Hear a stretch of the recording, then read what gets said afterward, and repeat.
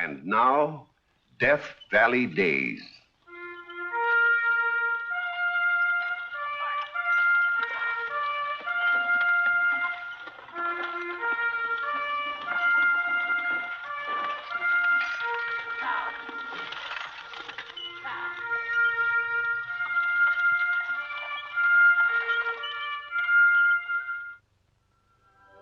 Howdy, folks. I'm the Old Ranger, and I have another interesting true story for you about the historic Death Valley country. As a boy, I used to hear this story from old-timers who had been there in the old camp of Bodie when it happened. They knew Charlie Bates well. It was a tantalizing story because it had no end. Always wound up with the same question mark.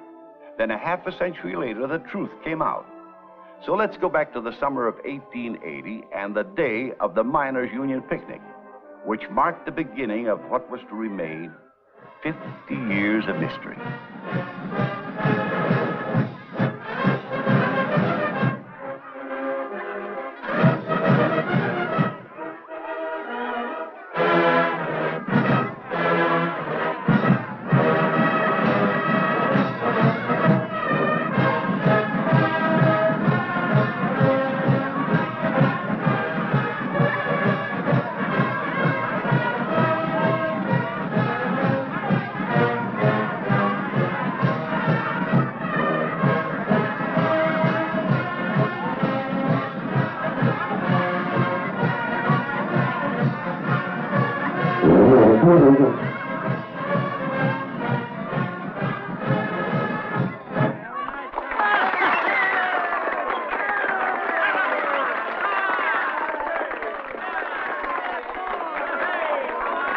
Lemonade? Here.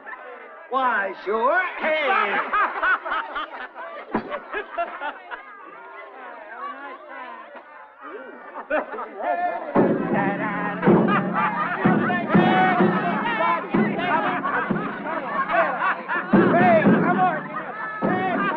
Edith, let's get out of here.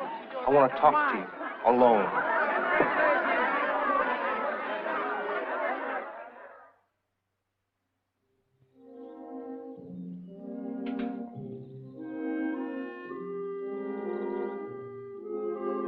Far from the madding crowd. The what? It's a quotation out of a book. You do a lot of reading, don't you, Charlie? Got a lot of time on my hands nights as watchman at the mill. Well, I'm glad you put it to good use. What I do most is think about you, Edith. About me? When I try to read, I find your face coming between me and the page. Maybe you need glasses. Night after night, I find myself just sitting there alone in my room, dreaming of you. Well, why don't you get transferred to a day shift? I'm not complaining about my job. I like my job. Father will be glad to hear that. And I'm not talking about your father. I'm talking about you. Us. I love you, Edith. Will you marry me? Charlie. Will you? I can't give you my answer that quick, Charlie. Why not? Because I don't know what to say. Say yes. You will in the end, anyway. What makes you think so? Don't keep me on tenterhooks, Edie, please. We'd better hurry back. Why'd I ever join a band? Charlie? Coming.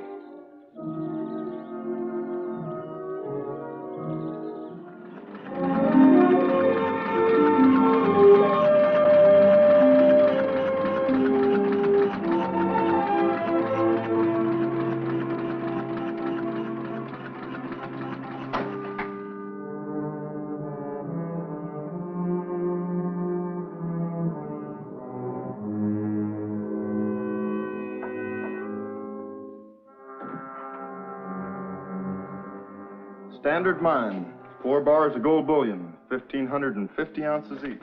Till you come to heft them. Then they weigh hundreds of pounds.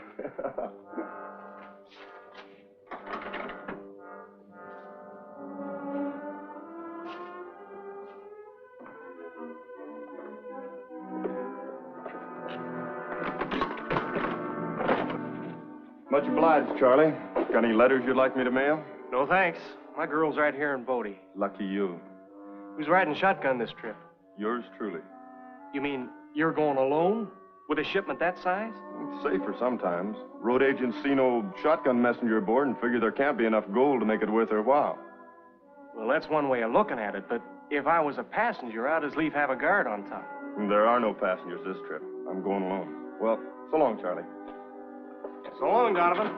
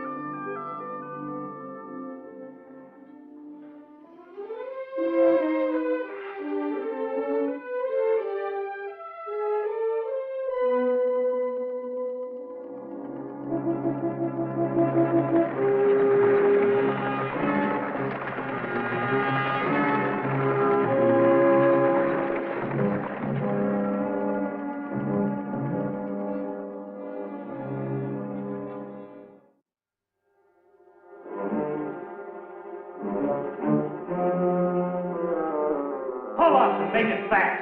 Great Scott. A bend. Whoa there. Whoa. Tie up those lines. Now fork over. There ain't nothing aboard but mail bags. You're lying.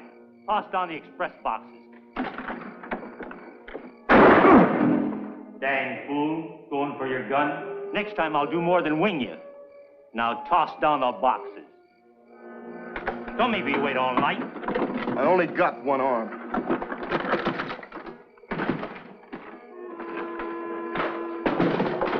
There. And the other one, too.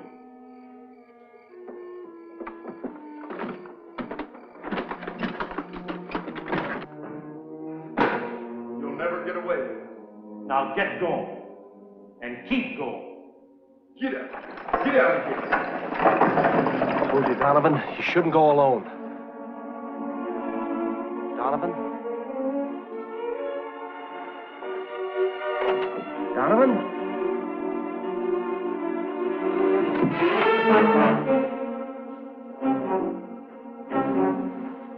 I'll be darned.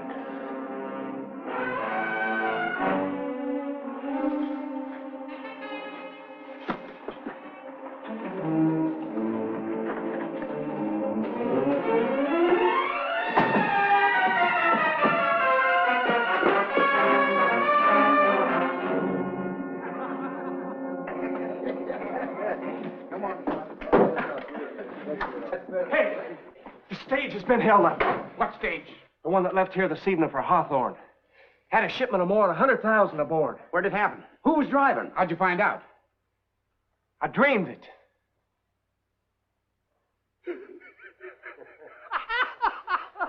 For a minute, we believed you, Charlie. No, it's true. It happened about a quarter of an hour ago. What did? The holdup. Donovan got shot in the arm reaching for his gun. Oh, come on, Charlie. What are you giving us? He's drunk. I haven't had a drop. I've been sound asleep in my room since 10 o'clock. Say, Charlie, did you enter the pie eating contest at the picnic? No. Well, something sure gave you the collywobbles, busting in here half dressed at this hour of the night. Well, you know what time it is. It's almost 1:30. Charlie, the stage is already in Hawthorne, and the gold bullion locked up in the Wells Fargo office. So real. I heard every word they said. Heard the thud of the strongbox when I hit the ground. I better be getting back to the mill. Well, what do you know? Dreamed a stagecoach hold up and really thought it happened. He'll have a hard time living this one down.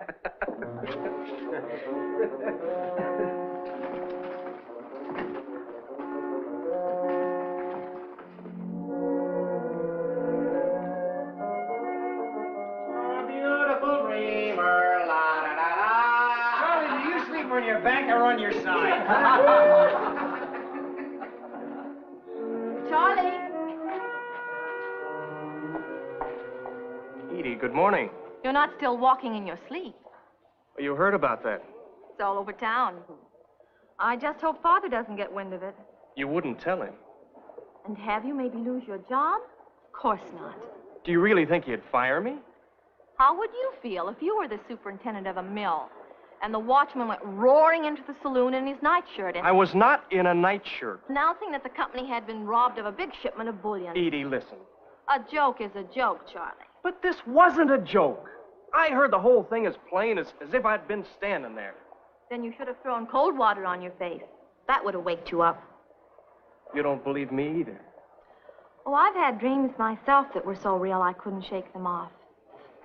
Charlie, boss wants to see you in his office. He's waiting for you there. Thanks. Just tell him the truth, Charlie. That's all Father ever asks, the truth.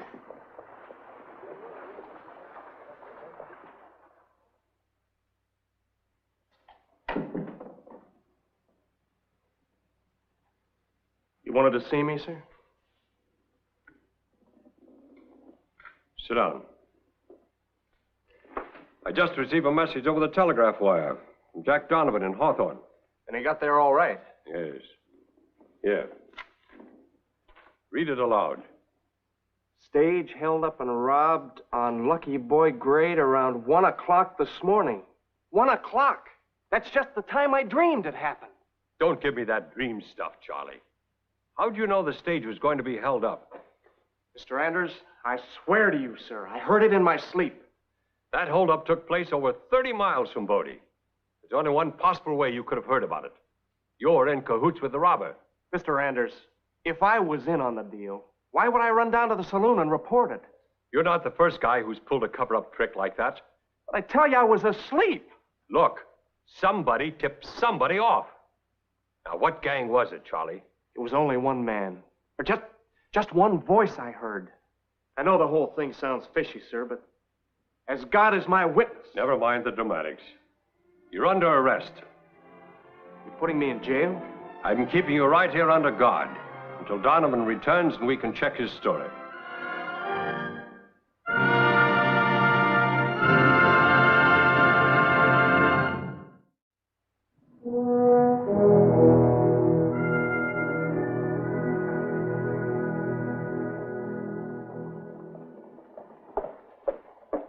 Ain't allowed any visitors, ma'am. I'm not a visitor. I'm an angel of mercy. If you were in trouble, wouldn't you want me to come and comfort you? Well, all right. Just a few minutes, though. Oh, thank you, Johnny. What's that? A hacksaw.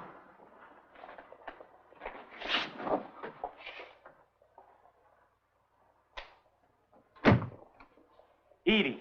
Charlie, you poor darling. Have you heard anything? Is Donovan back yet? No. I brought you some calf's foot jelly. What? Calf's foot jelly. It's what they always bring invalids and criminals. Don't say that, Edie. I'm not guilty of anything. I had no more to do with that holdup than your father did. Only he didn't dream about it and then run a mile to town to tell everybody. I was a fool to run off half-cocked that way, but it was so real. Like I was standing right there on the ground. Do you always have such vivid dreams, Charlie? None that ever landed me in trouble before.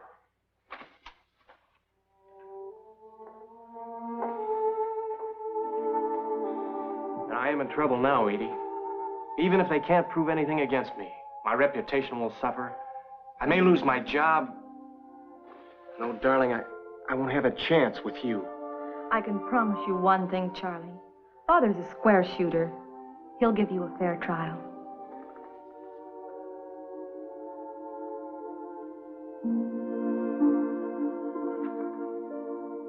in, Charlie. You need to stay, Deputy. Hi, Donovan. Hello, Charlie. How's the arm? Coming along.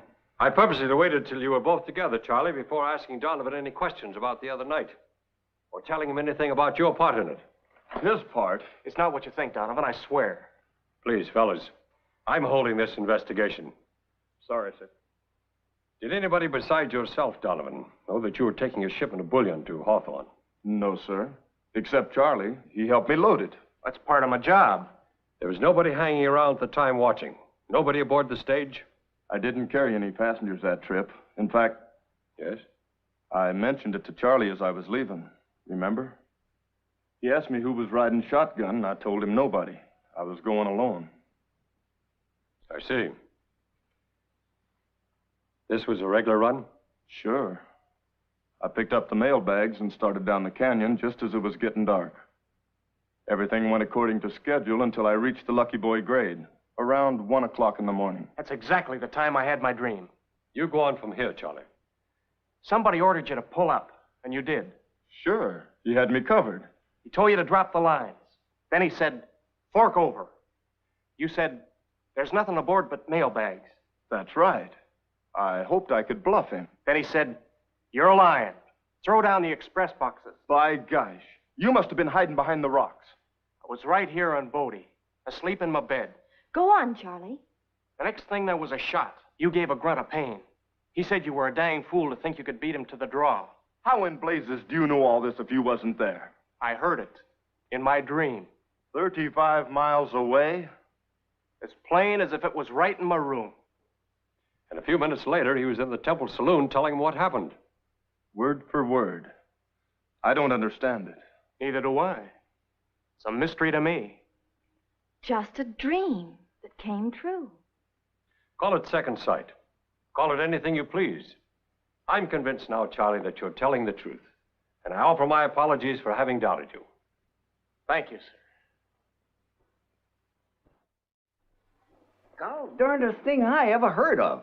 He's what you call clairvoyant. He can see what ain't there and what's where he ain't. You mean that while he's on duty at the mill, that he can tell what's going on down here?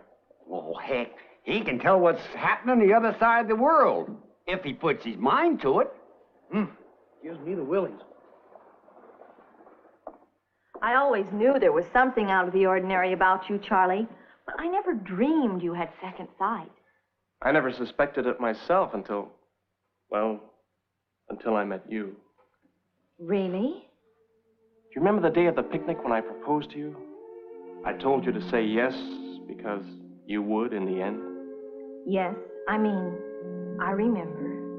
I wasn't just talking. I knew. I can look into the future now, Edie, and see exactly what's going to happen. Don't tell me if it's bad. I see you as a bride, in a white dress and veil, standing beside me. I see our home. A small house at first, but a big one later, filled with children. How many? A number. Boys and girls. Wonderful kids. Your husband is no longer a watchman. He's moved on up to become superintendent. Father's job? Well, it could be another company, but I'm making good money. We own mining shares. Can take trips when we want to. You have a fur coat. No, 2 of them. Oh, Charlie. Sounds like a dream. My dreams come true, you know.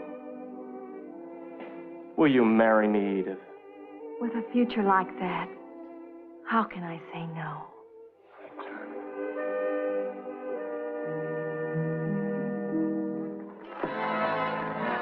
You're the most beautiful creature in the world. I hope you'll always think so, Charlie. Want me to prophesy? You'll be just as lovely on our golden wedding day.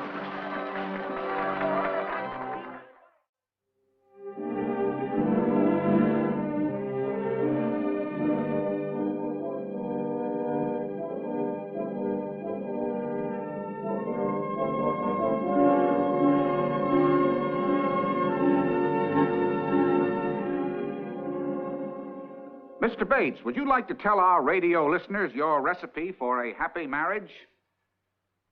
Just pick out the right girl and stick with her. What do you say, Mrs. Bates? Well, everything turned out exactly the way Charlie said it would. Even to her being prettier than ever on our golden anniversary. A man doesn't have to have second sight to see that. But what about this reputation you have, sir, for divining things? Well, that goes way back to our days in Bodie. Don't ask me to explain. It's one of those stories that's been put down in our family as an unsolved mystery. Well, it's certainly no mystery that you are a mighty happy couple. And I'm sure our friends in the radio audience join me in wishing you many more years together. Thank you. Thank you. Ladies and gentlemen, this concludes our special broadcast from the home of Mr. and Mrs. Charles Bates on the occasion of their golden wedding anniversary. We return you now to our main studios.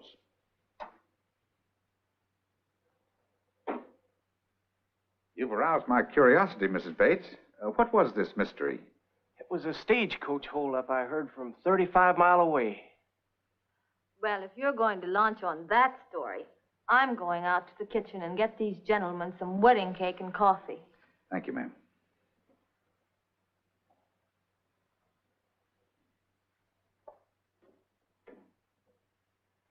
When I woke up, I could hear their voices like they were still talking right in my ear. Mr. Bates, this mill where you slept, did it have electric power? No, machinery was all run by steam. There was some electrical apparatus in the assay office. Ah, tell me more about the building. What are you driving at, Ed? Oh, it had big smokestacks, and I mean big. 50, 60 foot high. Brick? Brick with metal tubing. Yeah? They were held in place by guy wires. Good stout ones. Bodie's 8,000 foot up on a mountain, you know. The winds that hit it were something fierce. Where were the guy wires anchored? You remember? I remember where one of them was. I fell over it more than once. It was anchored to a post sunk in the ground at the corner of the assay office. Perfect. I'm beginning to catch on. When you got ready for bed that night, what did you do? Wound my watch, blew out the light. No, before that. You said you hung your tuba on the bedpost. Oh, that? Yes. It was an iron bedstead. Sure. Mr. Bates, you didn't dream you heard that holdup. You did hear it. By radio. What? By radio? Yes. You picked up those sound waves from 35 miles away. How could he? Without a set.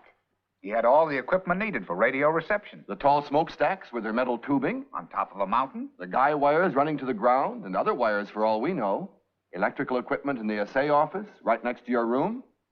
And last but not least, the tuba. The tuba? There was your loudspeaker. Well, I'll be darned.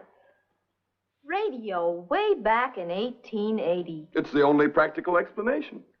Then the whole mystery of 50 years ago has been solved after all. And you didn't have second sight at all, Charlie. Oh, I guess I didn't, Mother. But I was the first person, I'll bet you, ever to pick up a broadcast of a news event over the air. Well, that doggone tuba. Give her here. See if I still got my wind after 50 years. The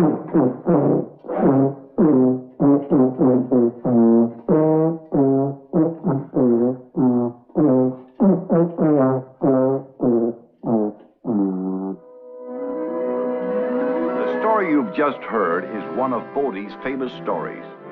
Bodie was a fabulous gold camp and is now a ghost town. It has recently become part of the California State Park system and is well worth a visit for those who love our true Death Valley Day stories.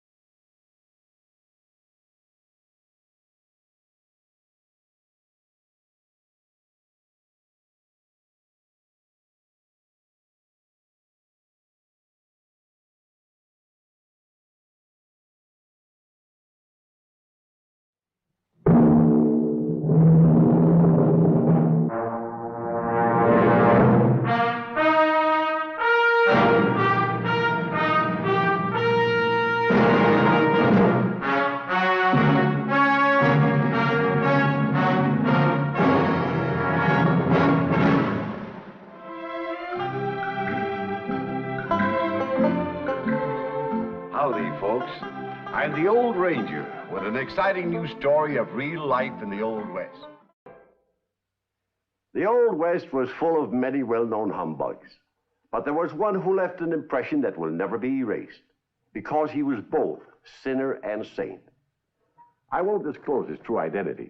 I just call him Gates Ajar Morgan.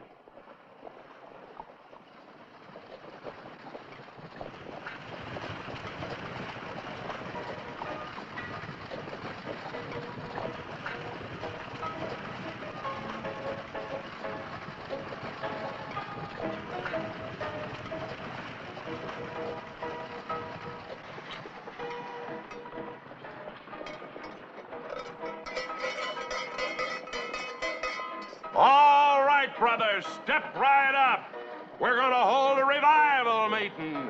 I'm going to tell you all about the joys of the kingdom of glory. Come on in, brothers. Come on in. And let the gospel wash your souls whiter than snow.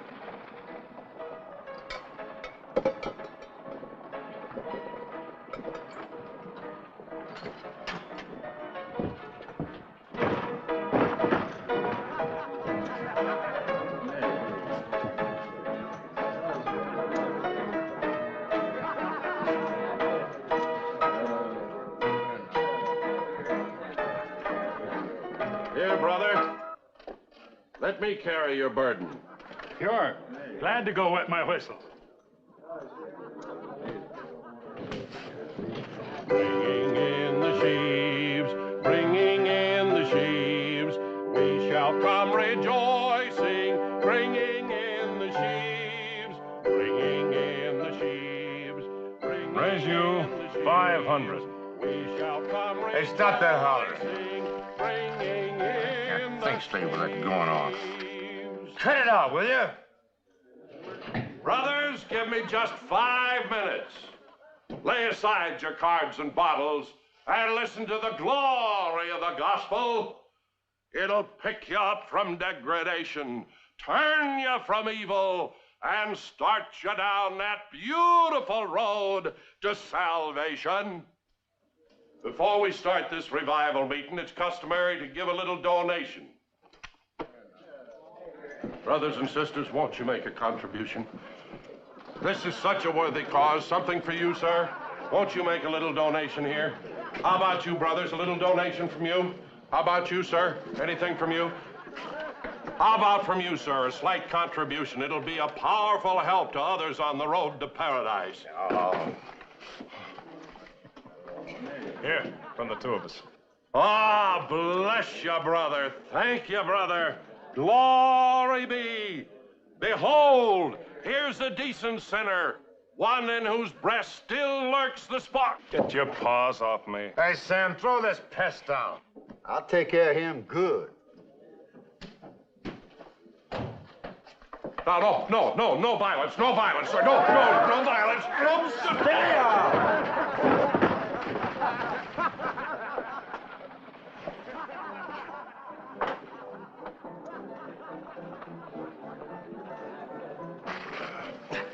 You all right, old-timer? Just to dust. Why, them sons of Beelzebub don't want no more salvation than a hog wants ringworm. You should have had more respect. One measly buck. That's one buck me and the Lord ain't complaining about.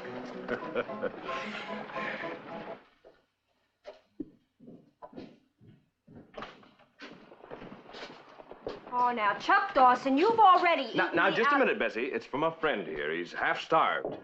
I've been living on spiritual fodder. Somehow I don't quite stick to the ribs. He's a gospel speaker. Gates Ajar Morgan, ma'am. Gates Ajar? Oh, the collar, I see. Well, how about some ham and eggs?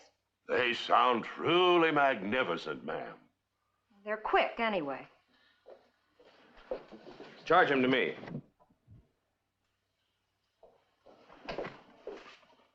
Bless you, brother. Chuck Dawson, manager of the express office. Bessie and I are going to be married. Well, now, if you're looking for someone to tie the connubial knot... Oh, thanks. Won't be till after my promotion and transfer. That's the way Bessie wants it. Oh. Won't be long, though. My office has had the best record of the whole Wells Fargo chain. Well, eat hearty.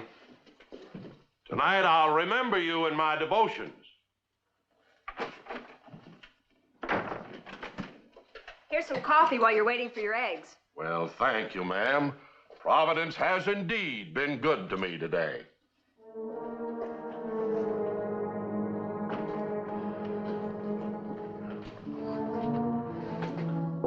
All right. Fork it over. Well, I'm afraid I don't know what Let's have it. Have what? My wallet. Your wallet? You took it when you grabbed me.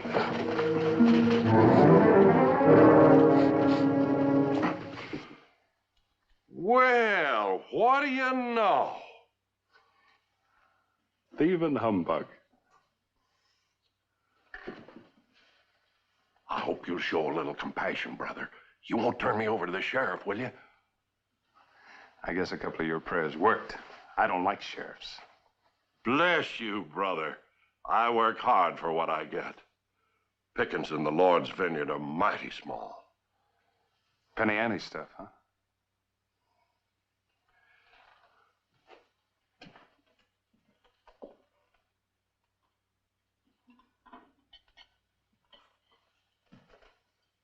How would you like to make some big money?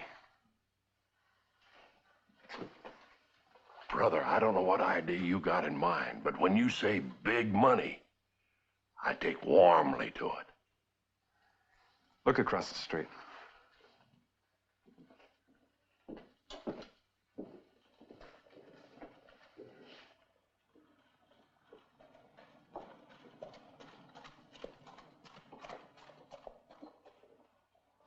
Know what they lock up in that express company vault the 15th of every month? I'm listening. Close to 40,000 in gold. Brought down from the mines and held over for the stage the next morning. My brother, that's not the first express office I've seen that holds $40,000.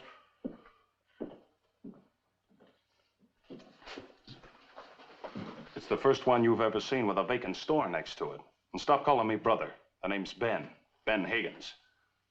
Just how do I fit into this plan? Well, you know, I figure that vacant store would be just the place to open a gospel hall. I see what you mean, Ben. And I take kindly to that idea.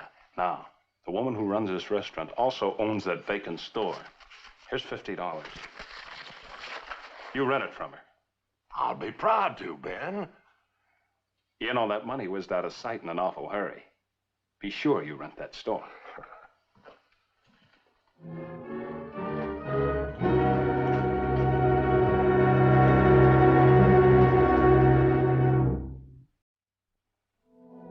Here you are. Well, thank you, ma'am. I understand you own that vacant store across the street. Yeah, my father left it to me. You know, I aim to open a gospel hall in this town. Non-sectarian, of course, and well, I look with favor on that location. One thing frets me, though. What's that? The rent. The Lord giveth, but not always on time. Well, why don't you hold your meetings outdoors? The street's free. But hard on the knees. Well, all right. Then you'll rent it to me? No, I won't rent it to you. I'll let you have it for nothing. Bless you, sister. Hallelujah! You're making it easier for me to do the biggest job of my life.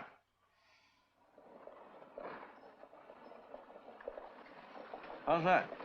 Floor. Floor, there, that's it.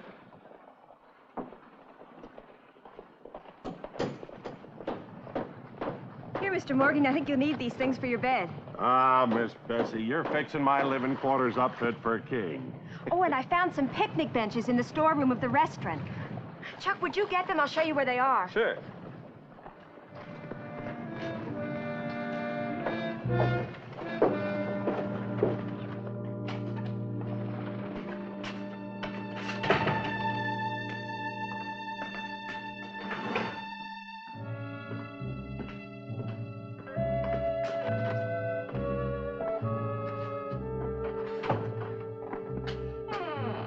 How'd you get in here?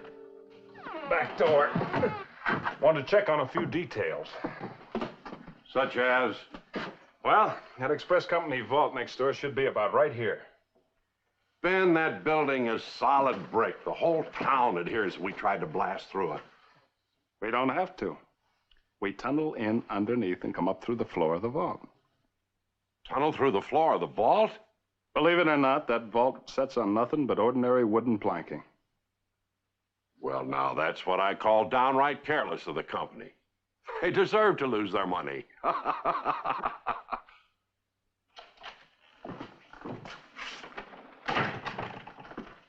Morgan? Morgan, you in there? Who is it? Ed Turner, town marshal.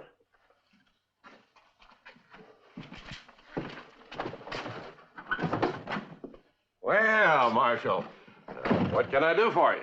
Well, I'm looking for a gambler named Ben Higgins. Somebody said they saw him come in here. Well, there must be some mistake, Marshal. I'm here all alone, getting ready for the opening services tonight. Be mighty proud to have you come tonight, Marshal. Well, I might if don't interfere with my duties. Just what's this fella Wiggins done? Higgins. Oh. I want to advise them to pack up and move along before they run him out on a rail. Well, Brother Higgins doesn't seem to be very popular around here. Well, he's had just a mite too long a streak of winnings. There's been some talk. Why, Marshal, are you implying... He better get out if he knows what's good for him. Well, if I see him, Marshal, I'll convey your sentiments to him. All right.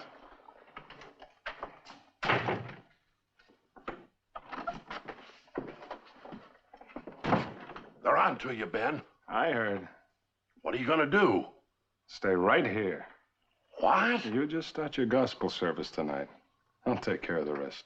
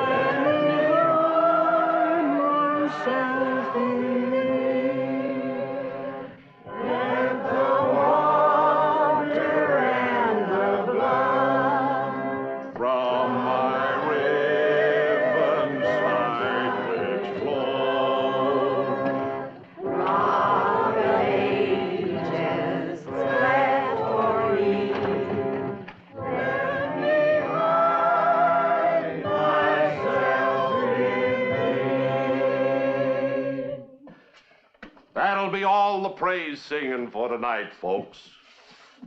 That may get you to the pearly gates, and it may ring the bell, but it won't open the door. Hallelujah!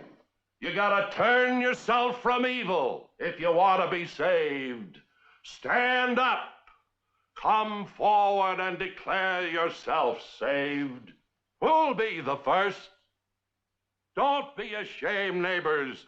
Arise and shine. What better place than here among your own friends and neighbors to wash your soul pure and white and declare all your sins washed away?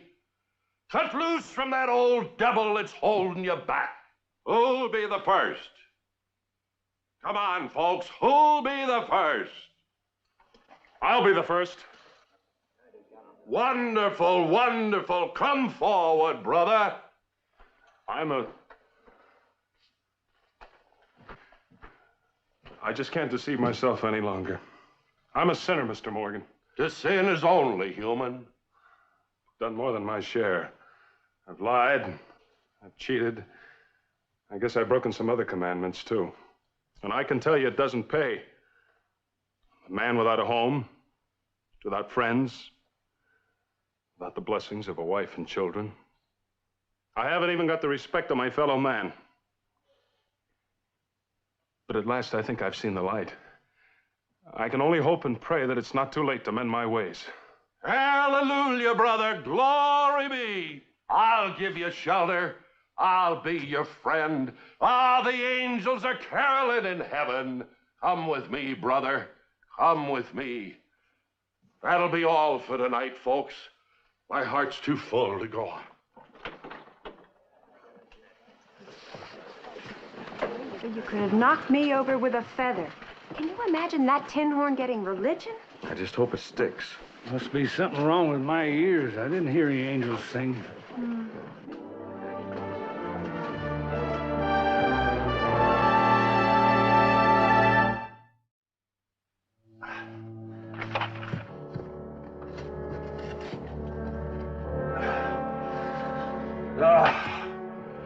I'm tired, Ben.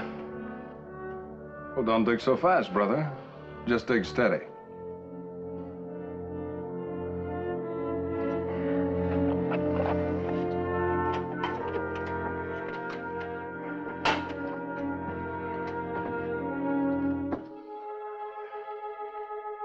All right, give me the lantern. Make sure you don't get any dirt on the floorboards of the vault.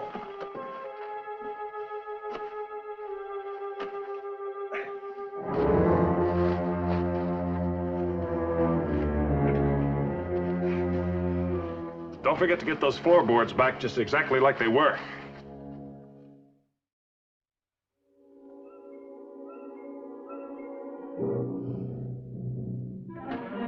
Mr. Morgan!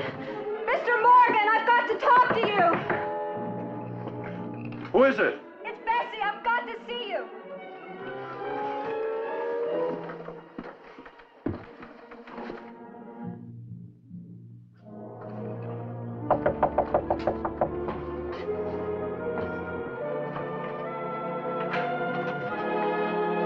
What is it, Miss Bessie? Someone's robbed the express office. No. Almost $40,000 worth of gold. Miss Bessie. And they're accusing Chuck. Chuck? Chuck! Oh, Brother Dawson. All the windows and all the doors were locked, and well, everybody, including the marshal, says it had to be done from the inside. And, well, Chuck's the only one with a key to that vault. Why, Miss Bessie, Brother Dawson wouldn't steal that any more than, well, than I would. You've got to do something for me. Well, sure, Miss Bessie, you just name it. The miners who own that gold have gone crazy. They want to take Chuck out of jail and force him to tell them where he hid it.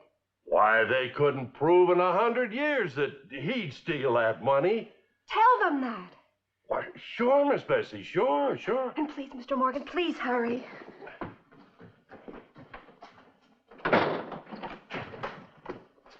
Where do you think you're going?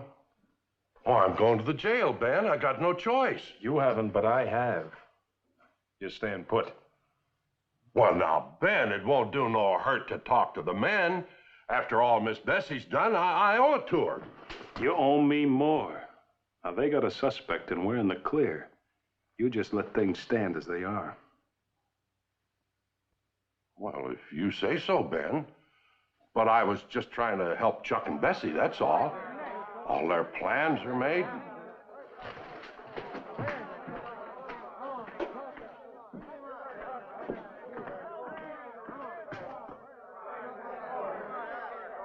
We dug hard for that dust, and we aim to make Dawson tell what he done with it. We don't know he took it. Now you boys get on back to your mines and let the law handle this. You give us Dawson, and we're going in and get him. The miners are powerful mad at Brother Dawson, Ben. Tough luck for Brother Dawson. Just do what we tell you and you'll be all right. You men listen to me. How could Chuck tell you where he hid the gold when he didn't even take it? What else do you expect her to say? She's his girl. Get her out. Never mind that, Marshal. I shouldn't do that to her, Ben. I don't fancy it. She butted in, didn't she? This is the last warning, Marshal. You're going to give us Dawson till we come in and get him. What do you say? Don't do it, Joe, so help me on fire. Come on, let's go there.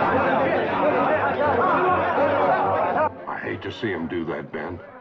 Marshall's only trying to do his duty. Look, whose side are you on anyway? Ours. But I just can't stomach other people getting hurt. You tell us what you did with that gold and you won't get hurt. I tell you, I didn't take the gold. You're a liar. You stole it, and I'll give you 1 second to tell us what you did with it. I didn't take it. Do you think I'd be such a fool? All right, tie him up. I can't go through with it. Yes, you can. Look, then, I've done a lot of bad things in my day, but I can't stand by and see an innocent man get lynched. Then you're just gonna have to look the other way. Now, look, Ben, look. I'll tell you what we'll do. You go out the back way. Take my wagon and get out of here. I'm going to stay here and take my medicine. You're not crossing me up. Sit down. Would you like to preach a little sermon?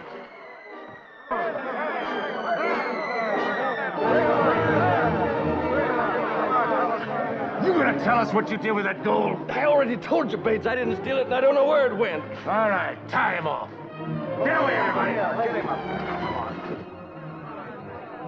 He who swears falsely sins. But he who bears false witness by silence shall burn forever. Book of St. Gates Ajar. Matthew 15:8. Matthew, my foot. Matthew 15:8. How much? Half my share of the dust. Done. I'll show you. Now you just do that, because my ma made me learn a chapter every Sunday. Sharpened me up for memorizing a stacked deck of cards.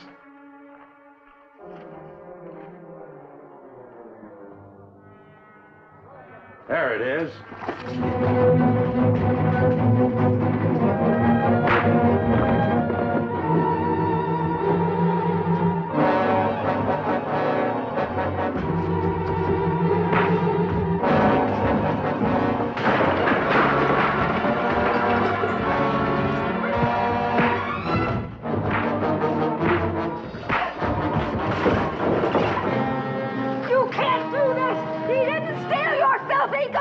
Give him a fair chance.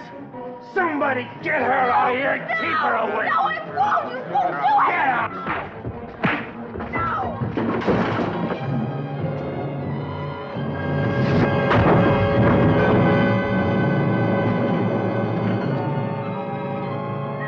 Get out.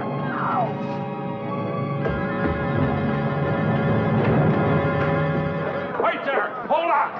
Don't do that! You're making a mistake. Brother Dawson didn't steal that gold. Then who did? Well, me and Ben Higgins tunneled into the vault and took it. It's still there. Could have gotten away with it, but funny thing, some of the gospel must have rubbed off on me. Oh, Chuck. All right, fellas, take a look.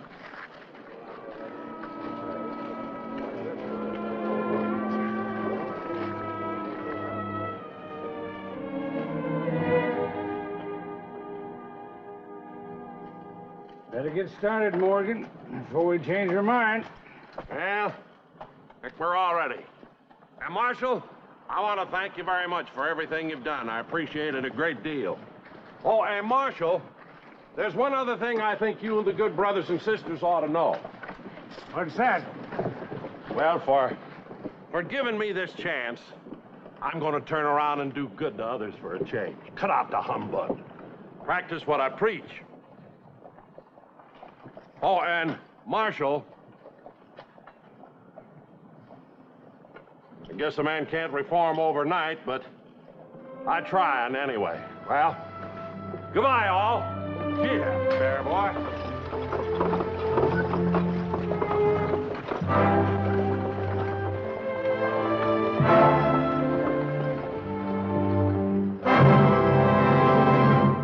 And so reformed Gates Ajar Morgan went on his way to benefit mankind.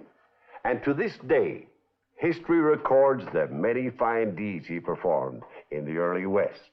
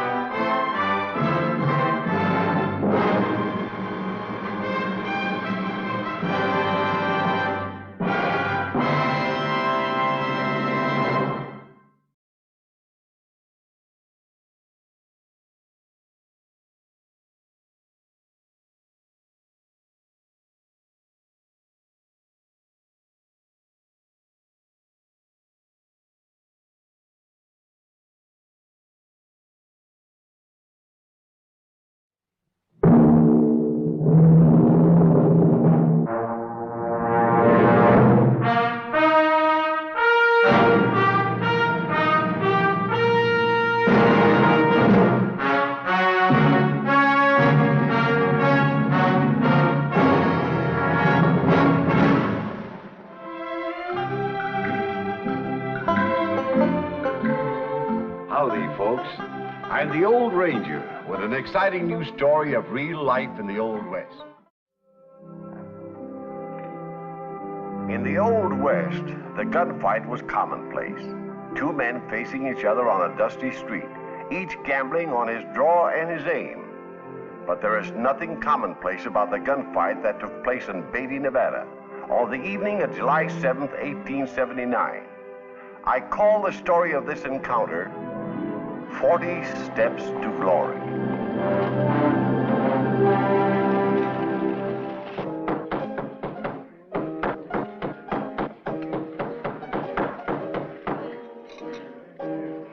She really looked like this, boss.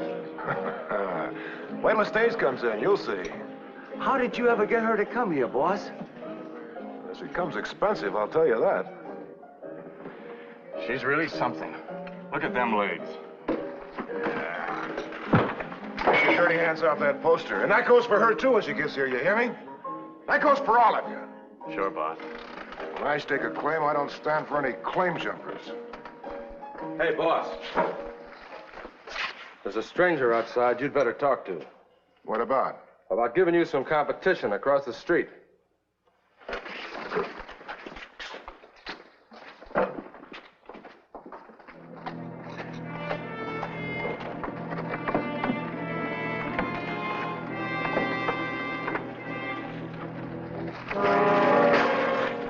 What do you think you're doing?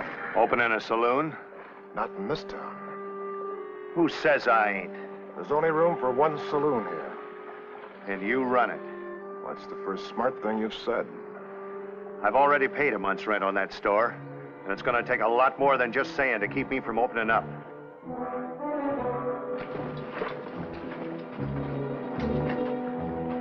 If you want more, make a move.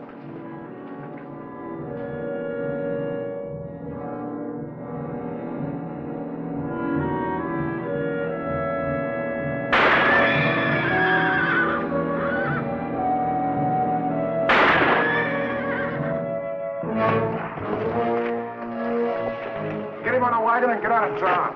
I don't want the street ready when the stage gets in. Yes, sir.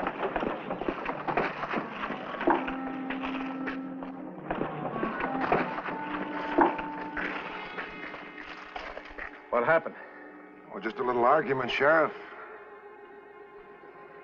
Don't make much difference who was right. I can see who lost. Well, he drew first, Sheriff. Sure. He had his gun halfway out before the boss here even drew. That's right.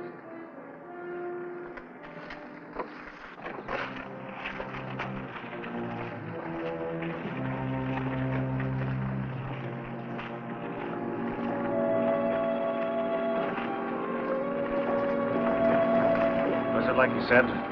Yeah. What can we do about McLeod, Sheriff? Just pray that one of these days someone faster will come along. Then we'd have him to reckon with. That may not be an improvement. At least it'd be a change.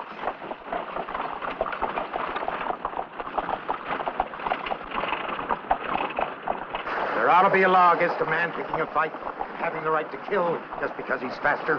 Nobody stands a chance against McLeod. It's legalized murder, that's what it is.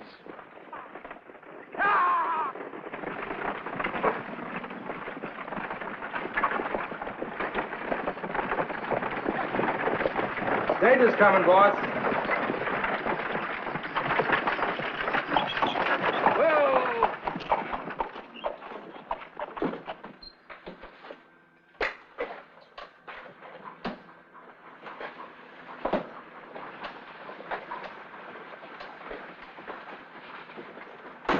I certainly enjoyed talking with you, even though I didn't believe half the stuff you told me.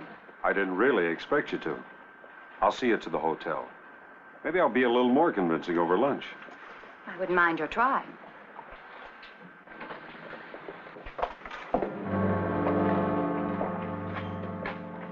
I'll take care of Miss Morgan. Stepping on another man's hand is not very friendly. I didn't mean it to be. Well, Fay, welcome to Beatty. Hiya, Mac. Howdy, boys. Hi, Mary. Let's go over to my place and break out a cold bottle of champagne. Oh, right now, hot water sounds better than cold champagne. Let me wash off some of this dust, and I'll be over later. Those 2 trunks up there are mine. Will you take care of them? Sure. All right, boys, take them down.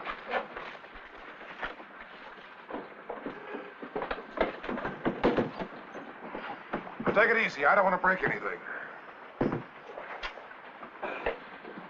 Now, you'll like it here in Beatty, Faye. If you see anything in town you like, just...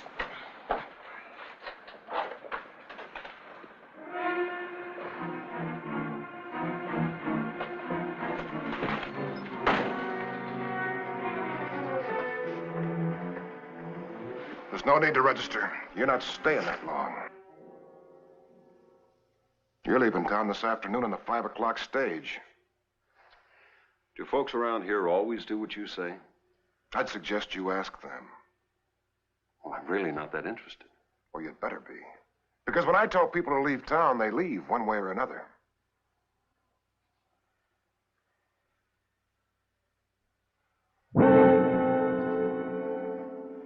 If you're not in that stage this afternoon at 5 o'clock, mister, you'd better be wearing a gun. I'll see you over at my place, Faye. Mister, as much as I'd like to have your business, I'm advising you to be on that stage like he says. Unless you're fast with a gun, and I mean lightning fast.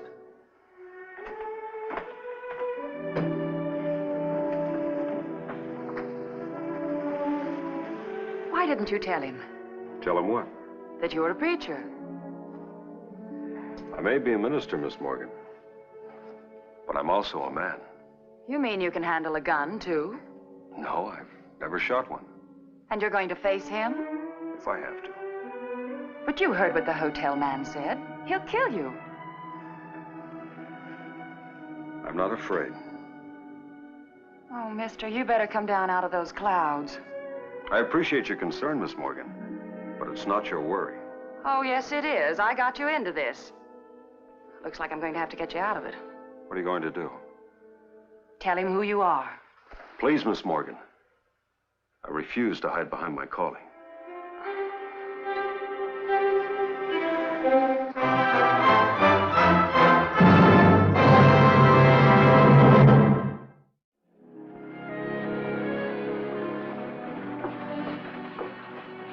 Hiya, Sheriff. I'm Faye Morgan. Yeah, I know. Mac's new singer. That's right. I've got a problem. What, already? This is about a friend of mine. He came in on the stage with me this afternoon. He's been challenged to a gunfight by McLeod. Sorry. That's something I can't do nothing about. You can't. Not if it's fair and square. You tell that friend of yours to hightail it out of here.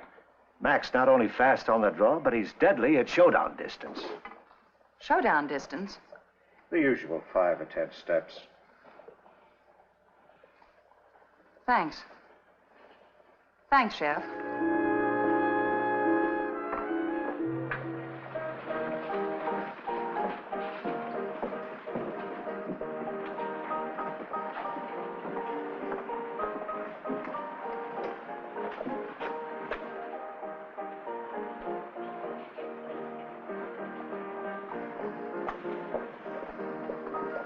Here she comes, boss. Well, Faye, it's about time. All the boys have been asking for you. Hey, Rusty, break out that champagne. We'll all drink to the little lady's health. I think maybe we better drink to yours. You sound like you have something on your mind. I have. You. Looks like you picked the wrong man to fight that gun duel with. Do you know who that fellow really is? He's a tin-horn gambler, judging from his looks. There's nothing tin horn about 40-Step Randall. 40-Step Randall. Doesn't that name mean anything to you? Well, not to me. How about you fellas? Never heard of him. Well, looks like you boys haven't been spending much time down Texas way lately. Are you trying to say this Randall's a gunslinger? Is he? He can knock the eye out of a one-eyed jack from 40 steps. That's how he got his name. 40 steps? That's 120 feet. That's real shooting with a 6-gun. I want a rifle at that distance. Call it off, Mac. There's no percentage in trading bullets with a gun like him. Well, I've never backed down from a gunfight yet. I'm not asking you to back down. I think I can talk Randall out of it if you'll just say the word. You can take him, boss. Sure you can. Sure you can. The word is no. Oh, but Matt, I said please. no. 40 steps or 400 steps. That gunslinger gets in the 5 o'clock stage. Come on, Rusty, open up that champagne. Go, boys, drink up.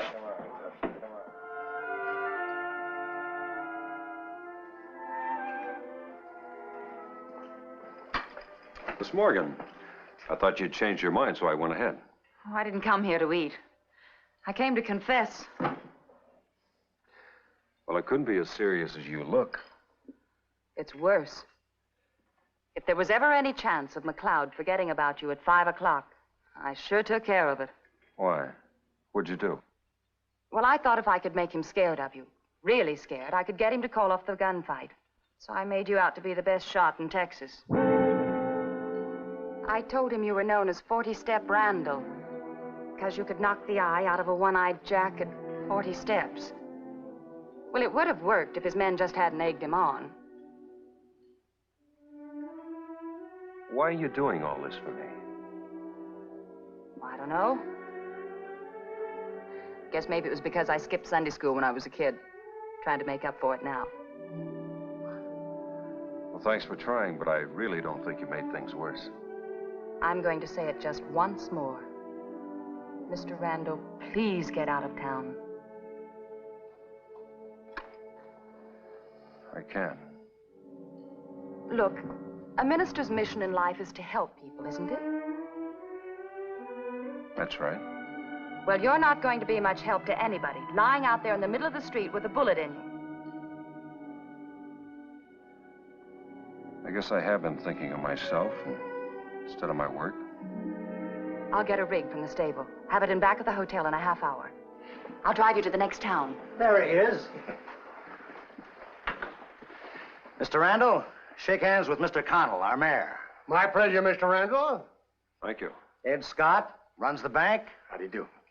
Nerve Stone, he owns the Emporium. How do you do? How do you do, sir? Gentlemen, Miss Morgan.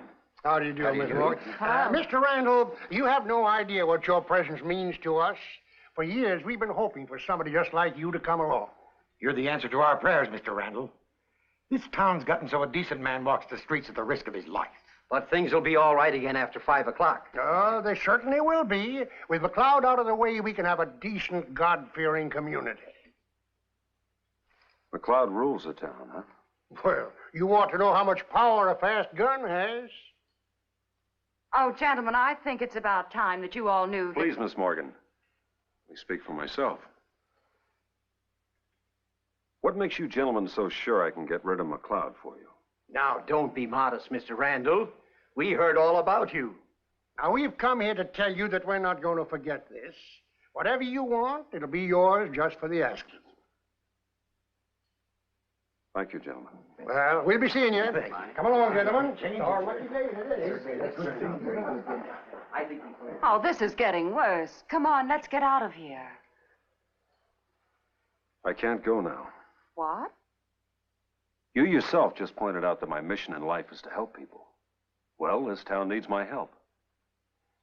And maybe you showed me the way to do it. I showed you the way. Yes. You've convinced me that as a minister I can't get anywhere with McLeod. Well, maybe as 40-Step Randall, I can.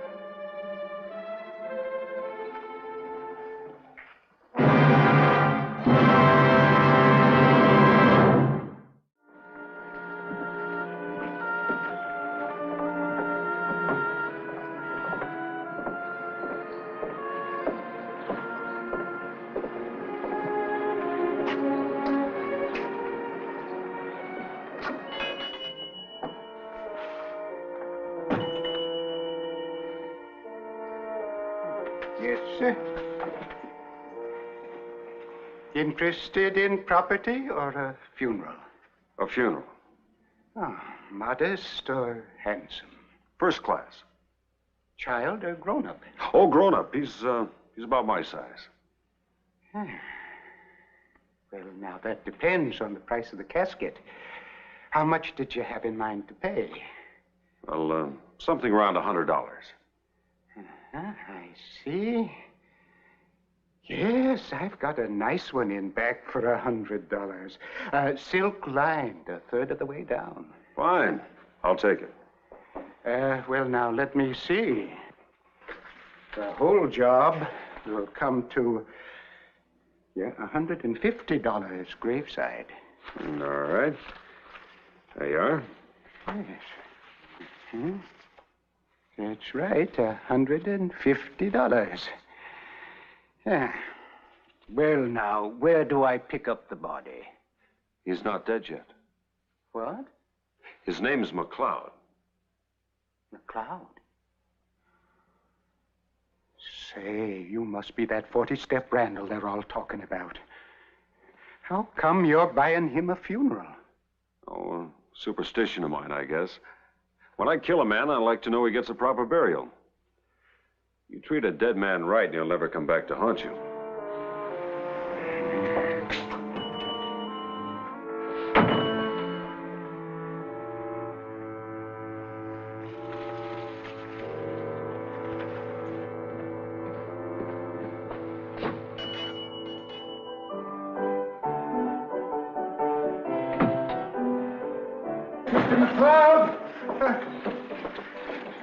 Mr. McLeod, listen.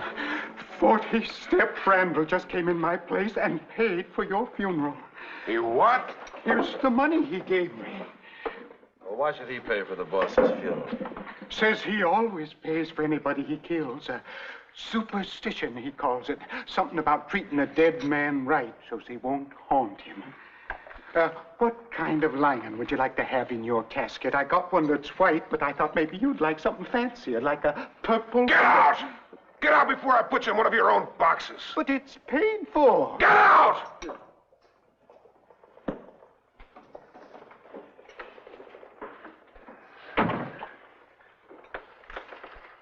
What do you make of it, boss? Shut up and deal. Go back to your drinks.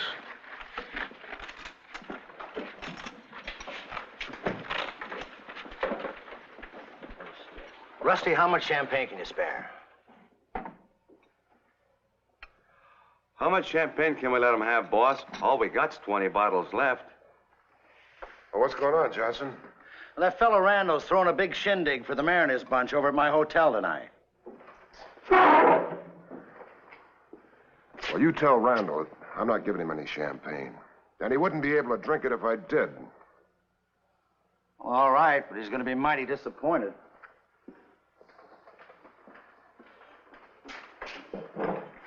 Give me a glass. I don't blame you for being upset, boss. I'd be worried, too. Who said I was worried? Well, that fellow Randall seems awful sure of himself. Yeah? Well, I'm just as sure of myself. I don't know, boss. Did you ever try shooting at 40 steps? 120 feet? Never had to. Well, supposing you had to.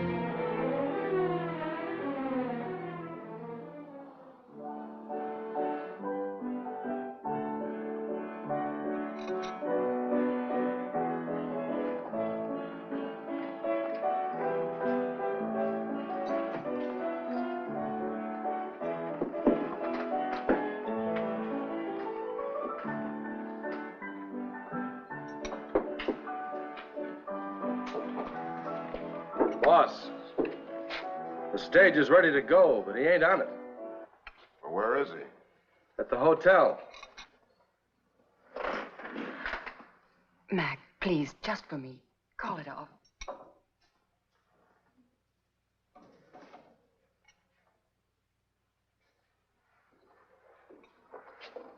Do you have any idea what would happen to me if I didn't? I'd be through in this town. Well, don't worry. Randall might be better than me at 40 steps, but I can beat him at 10. And I have it figured out so he has to meet me at my distance.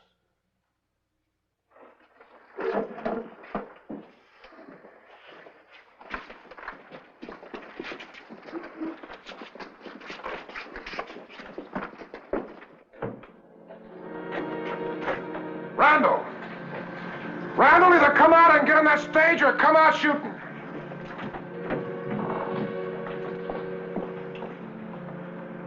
You heard me, Randall. Come on out.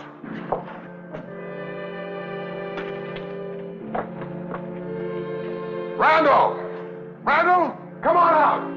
I'm already out.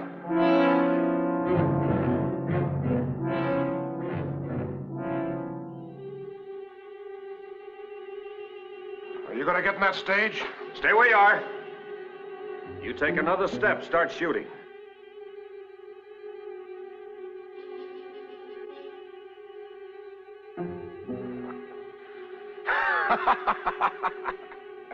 Randall, you've sure got guts. You're my kind of man. I'd like to shake hands with you. Never mind. Relax, I'm not sore anymore. Hold it. You said for me to get on the stage. Now I say you get on it. Me? You're joking. Get on that stage, or go for your gun.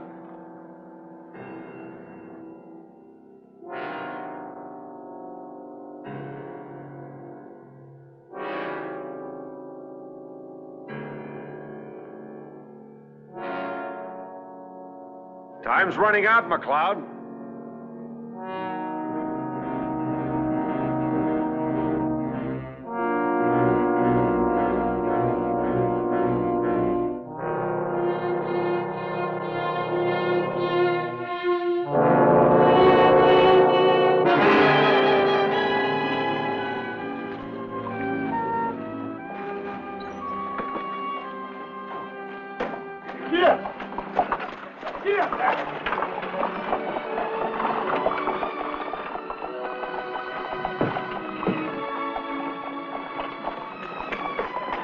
Would I have to go through that again? I'm scared to death.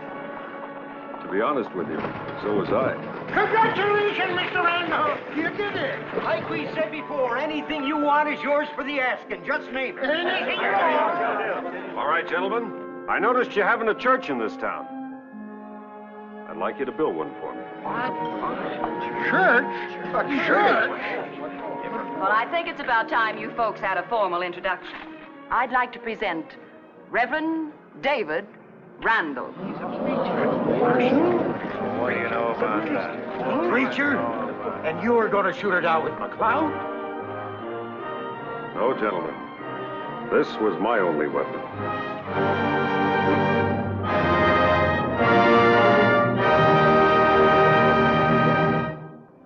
The Reverend David Randall got his church, a token of gratitude from the citizens, and a monument, you might say, to the memory of 40 Step Randall.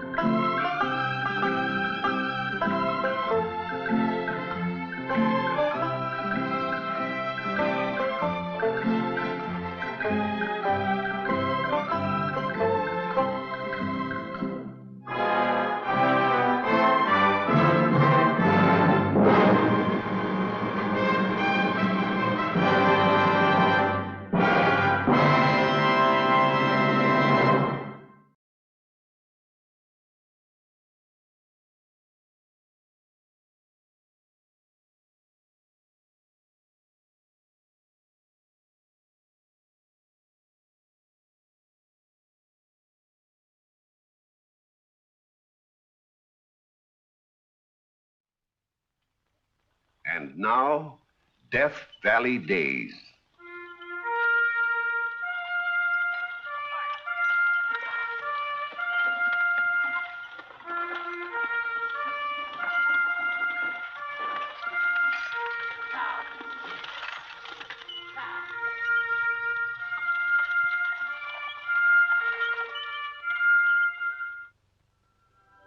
Howdy, folks. I'm the Old Ranger, and I have another interesting true story for you about the historic Death Valley country. It is the year 1881. More than 30 years have passed since the first cry of gold in California went echoing around the world. But still the stagecoaches rolled, carrying treasure from the mines, no longer in the form of dust, but bars of solid bullion zealously guarded by Wells Fargo. For at every bend in the road lurk bandits who believe that gold is where you find it.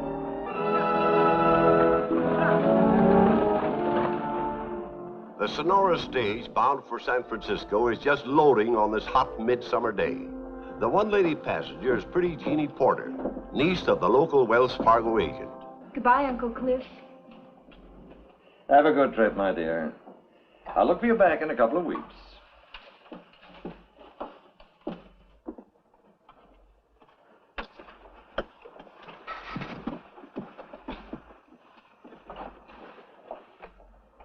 Oh, I'm sorry, sir. This gentleman was about to sit there. That's all right. I'm riding on top. Thank you. Oh, Jim. I'll see you when we stop to change horses, Jeannie.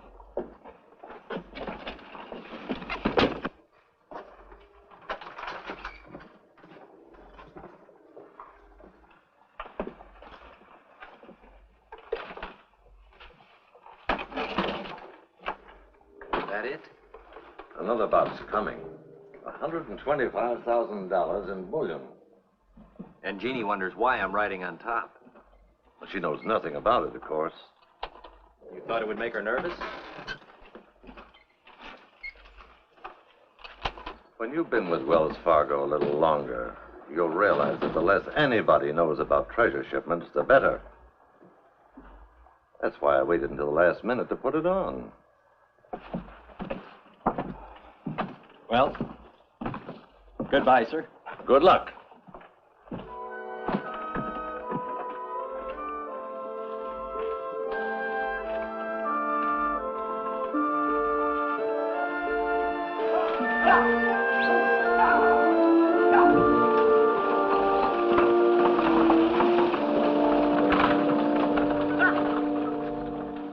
Westbound stage for Frisco, 10 bars bullion. Driver, Hank Green. Jim Burney, detective, riding shotgun.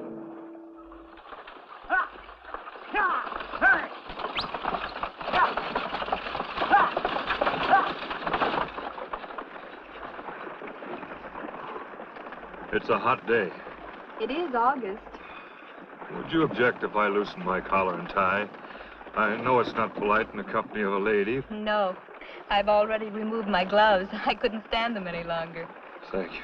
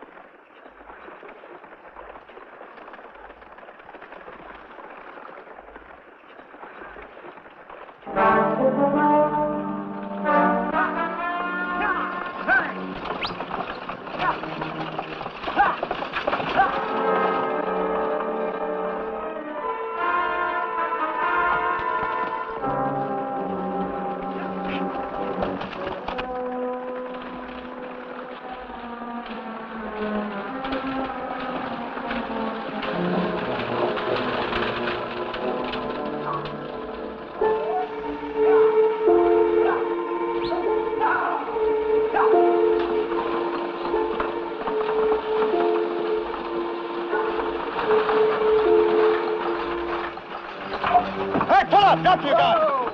Drop that shotgun. Now the gun and belt.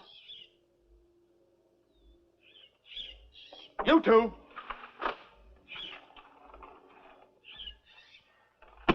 All right, now throw down those boxes.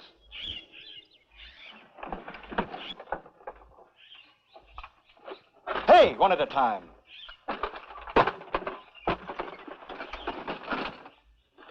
Hey, get back inside. Why, you dirty blackguard.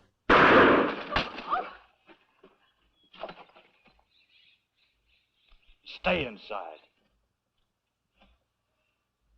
All right, get going. And don't stop.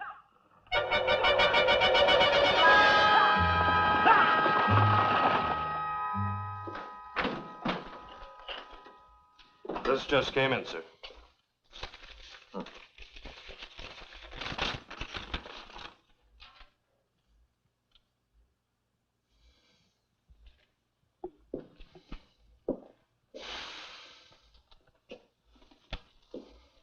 Bad news, sir?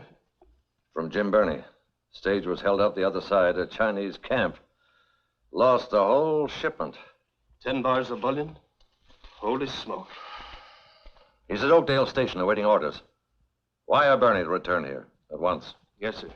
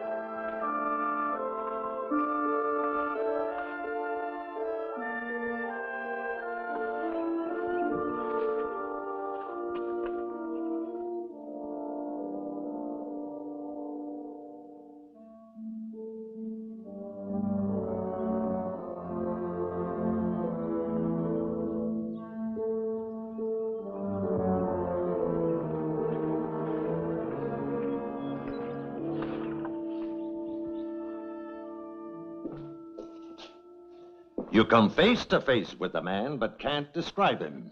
Well, he had his hat pulled down and a bandana over his face. His voice. You heard his voice. It was low and harsh, probably disguised. That's a big help. Well, I'm just telling you, sir. Tell me how he got wind of the fact there was treasure aboard, huh? Tell me that. I don't know, sir. He wasn't working alone. That's certain. Well, there was only one set of footprints at the scene of the holdup. I examined the ground thoroughly.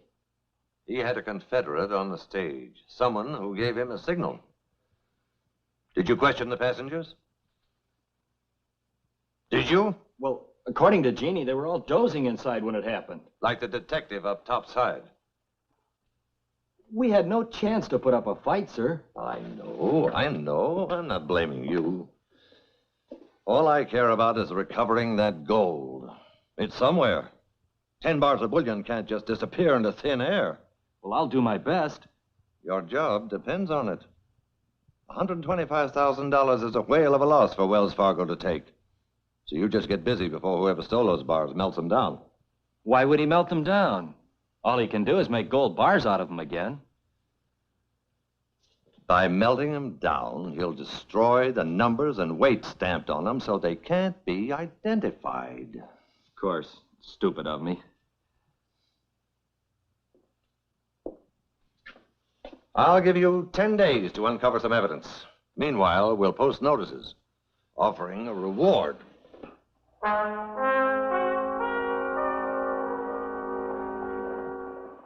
I see they have a reward posted. A lot of money.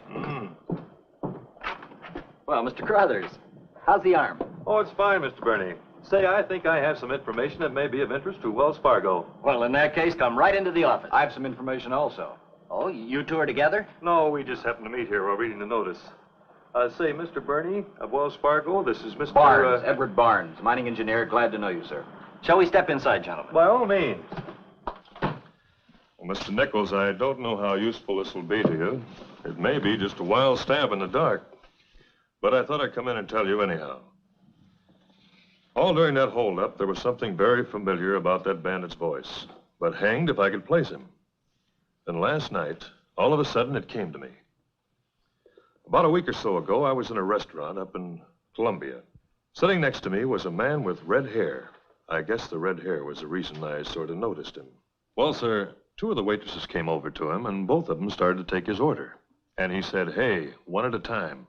The very words that express agents used when he told you to throw down the express boxes. Their voices sounded alike? And no mistake about it. To my way of thinking, they're one and the same fella. Aside from his having red hair, can you remember anything else about his appearance?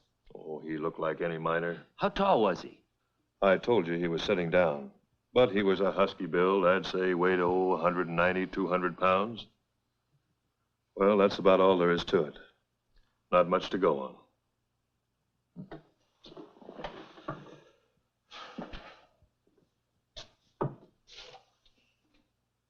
Mr. Crowthers, before the holdup, did you notice any of the stage passengers who were acting suspiciously? Suspiciously? Yeah, leaning out the window, waving a handkerchief? Why, I had my own handkerchief out. I was mopping my brow. In other words, you noticed nothing? No, sir. Thank you, Mr. Crowthers. Would you mind waiting a minute while we speak with the other gentleman, in case some more questions come up? Why, not at all.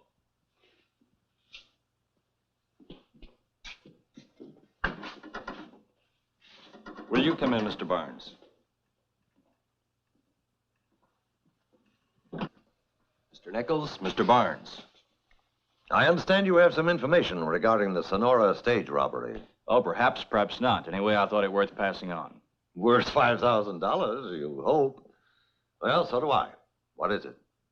Well, in the afternoon of August 18th, that was the date of the holdup, I was riding along the road, going in the same direction the stage had taken, only some miles behind it. Shortly before I got to the bend of the road, a man came riding toward me at full gallop. His saddlebags were bulging, and he carried a gun. What did he look like? Well, he passed me too quickly to get much of a description, but there's one thing I did notice because his hat had fallen off. He had red hair. Red? A real brick color. Mr. Barnes, could you give us any idea of the size of this man? Well, not with any degree of accuracy. He was riding like the wind. Would you say he was large or small? Oh, on the large side. Probably tipped the scales at 200 pounds. What kind of horse was he riding? Oh, that's not important. He could change horses. Thank you, Mr. Barnes. Thank you very much. I'm glad if I've been any help, sir. Well, you and Mr. Crothers both. Do you want to question me some more? That won't be necessary, Mr. Crothers. Your description of the suspect tallied perfectly with that of Mr. Barnes. Would you leave your addresses, please? San Francisco, general delivery. I'm leaving shortly for Mexico to attend to some mining interests, but mail addressed to me at Chihuahua will reach me. Good.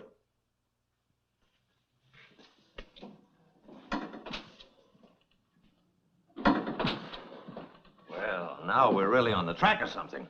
Speaking of tracks, sir. I've gotten more information out of those two men in 5 minutes than you've given me in the past 5 days. I'd still like to know what kind of horse that bandit could have been riding. It's the rider we're after, man, not the horse. But my point is... And you call yourself a detective? I'm doing my best, Mr. Nichols.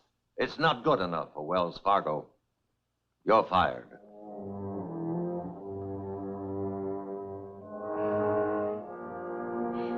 Oh, Jim, how dreadful to have fallen down on your very first assignment. But I didn't. If I'd been given just a little more time, I'd have got to the bottom of this case. I feel so responsible. It's not your fault. It's just my hard luck. I asked my uncle to hire you. You did? Yes, I told him how wonderful you were. I really believed it. But you don't anymore. Well, weren't there any clues you could follow up? There's the testimony that's just come in about a thick-set red-headed man. Nothing else? The footprints and other tracks around the empty express boxes, and this. Well, that's my glove. Yes. Well, where did you find it? I lost it at the time of the holdup. And I picked it up in the road about a mile this side of the holdup place. Well, how in the world? Your uncle has a theory that someone on the stage was in cahoots with the robber. Signaled him there was gold aboard. Well, I still don't understand. As a detective, may I point out that a glove thrown from the window would make a mighty good signal? Jim, Bertie, are you implying that I threw that glove out on purpose to warn a bandit? I'm only trying to point out... I've never been so insulted in all my life. Will you please let me finish? I've heard all I want to. Jeannie, listen. I'm just trying to tell you that any other detective on the job would put you through a grilling. Any other detective wouldn't be as stupid as you are. We'll see. Let me have that glove. Oh, Jim, where are you going? Away from here. Oh, Jim, I'm sorry. I didn't mean what I said. Oh, please come back. When this case has been solved. And not until then. Goodbye. Jim!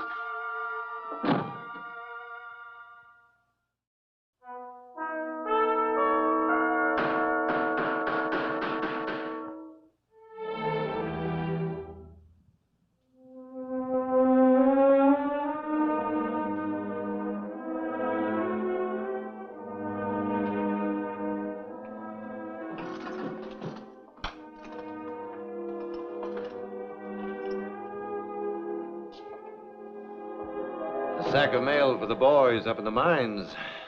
And worth its weight in gold. Speaking of gold, Uncle Cliff. We're still as much in the dark as ever. And it's been months now since the holdup. We raised the reward, put our top men on the job. And even they can't solve it. You never should have fired him, Uncle Cliff. Who? Jim Burney? It wasn't fair. I'm afraid I did act impulsively. But I thought we'd uncovered a really hot trail. The red-headed man. Yes. Who disappeared, apparently, from the face of the earth, along with 500 pounds of bullion. Does Burney still hold it against me? I don't know. I haven't heard from him in all these months. I didn't realize you cared that much about him, Jeannie. If anything's happened to him, I'll never forgive myself. Oh, nothing's happened to him. But it's not like him not to write. I'll tell you what I'll do. I'll send word to all the Wells Fargo offices to keep an eye out for him. If he's anywhere in this country, they'll locate him. Cliff. Tell you the truth, I sort of had that young fellow on my own mind.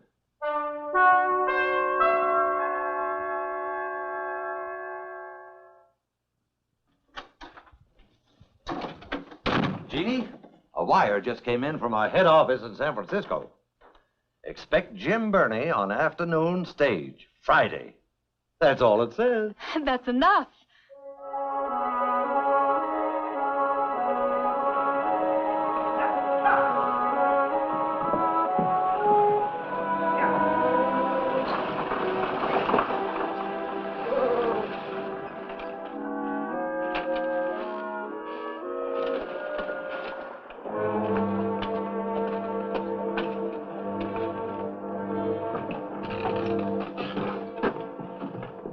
Here you are, sir.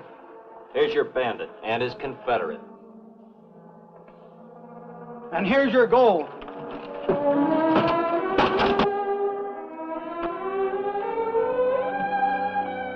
When Mr. Barnes was in here testifying that day last summer, he gave Chihuahua as a forwarding address. Well, that was a darn fool thing to do. So I decided to follow him there. Why? There was nothing to keep me here any longer. I reached Chihuahua just as he and his partner were preparing to go off into the mountains. And who should his partner prove to be but our friend Mr. Crothers? A most delightful surprise. They had quite a pack outfit. Camp supplies, mining tools. All they lacked was a cook. And they managed to line one up the day before they left. A Mexican by the name of Pancho. He was a surly fellow, spoke almost no English. But he could rustle grub, and that was all that mattered. Until one day... Why, you dirty thieving son of a gun. I'll teach you to keep your hands off our gold. What's going on here? This low-life greaser's been helping himself to our dust. No, senor, I no. caught him at it inside the tent. He had a sack of it right in his hand. And he's going to pay for it with his hide. Don't be a fool. What are a few pinches of dust compared with the gold we've got? And where are we going to find ourselves another cook out here in these wilds? Well, I don't like the fella, and I never have. Won't be for much longer. A couple of more bars to grind up, and we'll be on our way back to Frisco. Ready to live like princes. You, Pancho, get a move on. Si, senor. Russell Scrub. So that's how they worked it. Took the bullion to Mexico and ground it up. You got the story from Pancho? I was Pancho. You? I suspected him from the beginning, and you wouldn't let me horsewhip him. Well, I'll be darned. Once back in Chihuahua, we parted company. We made our ways north separately, I by land and they by sea. I got to San Francisco ahead of them, so I waited at Wells Fargo. I knew it would only be a matter of time before they turned up with their newly mined gold. But I didn't think you'd be so stupid as to deposit the whole 6,000 ounces. Almost exactly the amount of the stolen bars. That was a coincidence, and we can prove it in court. I can also prove I have a bona fide gold mine in Mexico. You won't have a leg to stand on in court. Not in the face of Mr. Burney's evidence. He's got no evidence. Oh, sure, he followed us to Chihuahua, all right. Disguised himself like a little boy playing detective. But he never laid eyes on any bars of bullion because there weren't any there. What we ground up, we dug from the mine. That's perfectly true. I never did see any bars of bullion. They were mighty smart about it. Carried on the whole operation somewhere underground. And then he has the nerve to arrest us. We should be suing you for stealing, helping yourself to our dust. Only a few pinches. What are a few pinches? But I had to go through every ounce of gold dust before I found what I wanted. If you'll take a look at that through a magnifying glass, what do you see, sir? The insignia of the mill that shipped the bullion. Exactly. Not complete, but enough there to be unmistakable. I was able to piece the bits of gold together, unfortunately for Barnes and Crothers. They didn't grind it quite fine enough.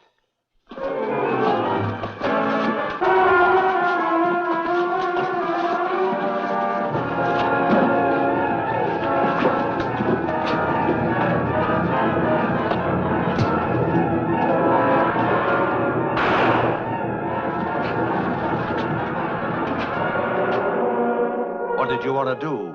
Add murder to the charges already against you? Take him out and lock him up.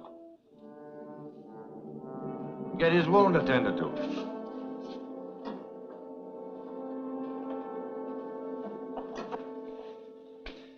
That's twice he's been winged in the same shoulder. It was a neat trick of Barnes shooting him during the holdup to throw off suspicion. You still haven't told us what made you suspicious. It was a simple matter of arithmetic. What do you mean? Do you remember Barnes telling us about the red-headed man on horseback, riding like the wind? Yes. Saddlebags bulging, presumably with bullion. 10 bars of it, each bar weighing 50 pounds. That's 500 pounds. Add to that the weight of the man. Barnes and Crothers both agreed he weighed over 200. And that horse would have been carrying a total of more than 700 pounds at a gallop. An impossible feat. Even walking, a horse can carry only about 250 pounds any distance. Jim, how smart of you. Then how did he tote the bullion off? By wagon. I found the wheel tracks in the bushes where he dragged the boxes from the road. And you never told me this? Well, I tried to, that last day. You took a long chance trailing those two down to Mexico. One little slip on your part and your life wouldn't have been worth a dime. Don't think I didn't know it. May I see you back to your house? Thank you. Just a minute. Your $10,000 reward. Nice little nest egg. I can't accept that, sir. As a Wells Fargo employee... You're not a Wells Fargo employee any longer because I fired you. But as of tomorrow, you resume your duties here. Yes, sir. Thank you, sir.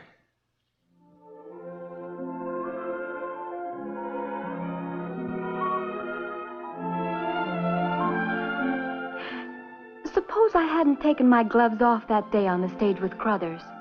Then he'd have thrown out his own handkerchief as a signal. Your glove gave him a wonderful opportunity to use something that could never be traced to him. And you never told my uncle about it? No, I'm glad. but I kept it. Why? So I'd have something of yours to carry over my heart.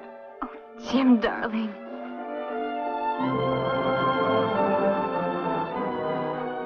All of which goes to show there's no such thing as a perfect crime. Somebody, someday, in some way, catches up with the criminal.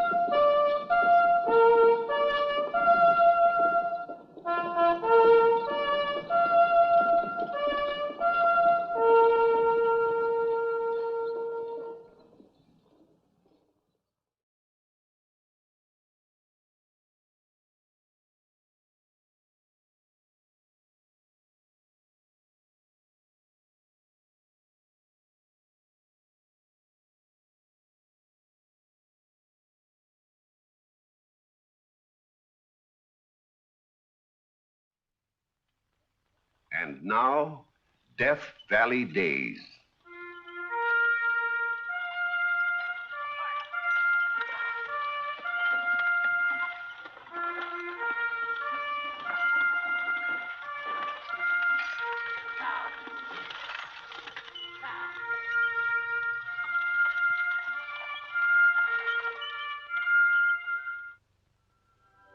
Howdy, folks. I'm the Old Ranger, and I have another interesting true story for you about the historic Death Valley country. A good many stories have been written about the fabulous days of California's gold rush. Some true, some fiction, some based on fact. But this story doesn't quite fit into any of these categories. I call it Gold Lake. It is early spring 1850, and it's been a long, dull winter, at least to Mel Hardin, editor of the Downeyville Clarion.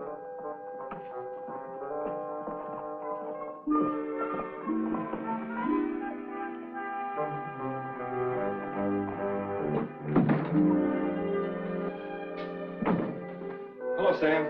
Hello, Mr. Hardin. Hello, Mel. Oh, hello, honey. Usual? You referring to me or the whiskey? Honey, you're the only unusual thing in this whole darn town. I'll take care of him, Sam. Sounds like you're having headline trouble. Let's say, how can I get a newspaper out with no news? Well, you could announce the date of our wedding. Honey, I'm in no mood for jokes. Who's joking?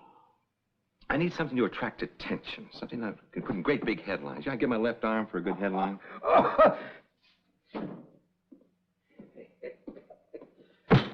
Whiskey. A double. Yes, sir.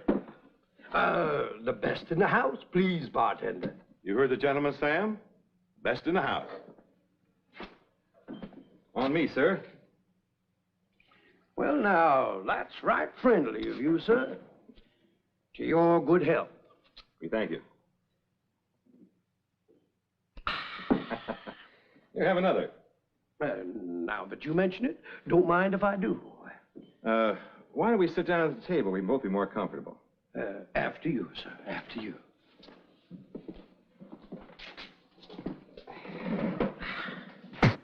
You, come a long way, Mr. Stoddard. Tom Stoddard, the name. Oh, I'm Mel Hardin, the editor here in town. Howdy. How are you? Howdy. Where did you get that stuff, Mr. Stoddard? Eh? I said, where did you get that stuff? Oh, that? Uh-huh. North Fork of the Feather. Whole lake full of it out there. A whole lake full? That's right. From shore to shore. Mr. Stoddard, I've never heard of anything like that in my whole life. A whole lake full of gold? Well, not exactly. A whole lake full of what's in that bag.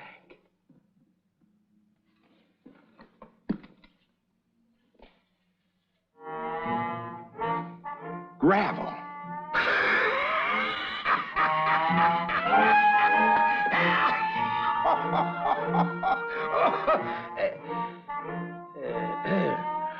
Well, I apologize, my friend. But, well, a man can work up a powerful thirst when he's been prospecting all winter without finding an ounce of dust. And, well, that little bag is always good for 1 or 2 drinks. No hard feelings, I hope. No, not at all. Here, drink all you want. Harry! Oh, give Mr. Stoddard anything he wants and put it on my bill. Oh, no.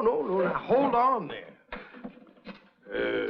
Me buffaloing you out of a drink is one thing, but, well, I don't like to accept too much when I ain't got nothing to give in return. Mr. Stoddard, you'd be surprised what you've just given me. Oh?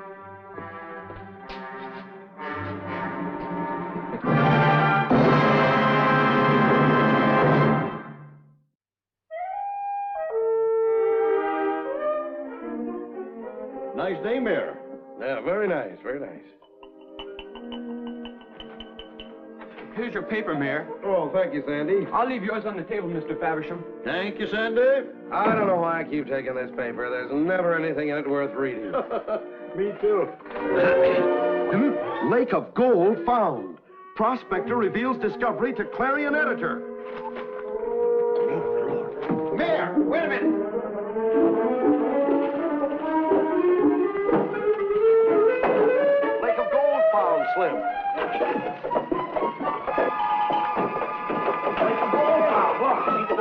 I think we'll find Stoddard over there. Let's go over there. Let's go right over there. I keep on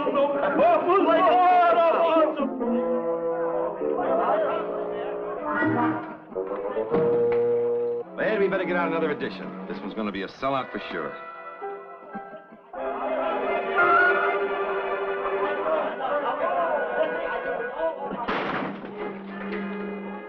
Where is he? Where is he? Where's who? What, Gold Lake Stoddard, that's who. There he is. Oh, it must be Mr. Stoddard. You Mr. Stoddard? Yes, my name is Stoddard. Well, I'm Ed Faversham, the barber. I'm Mayor Cutts. Slim Perry, owner of the Donneville Hotel. Beniamino Biancalan, I make the boot. Lionel Lawson, I own the Emporium. Shave and a haircut first thing. Make you feel like a new man, Mr. Stoddard. Then some new duds, a complete new outfit. The new Balaboon. And a room in my hotel, the finest one I've got, with a clean sheet. Just a minute, gentlemen. I don't understand all this. Why, we're offering you the hand of friendship, Mr. Stoddard. You are? Donneville is proud to have you. Come on. You yes, we're going to take good care of you.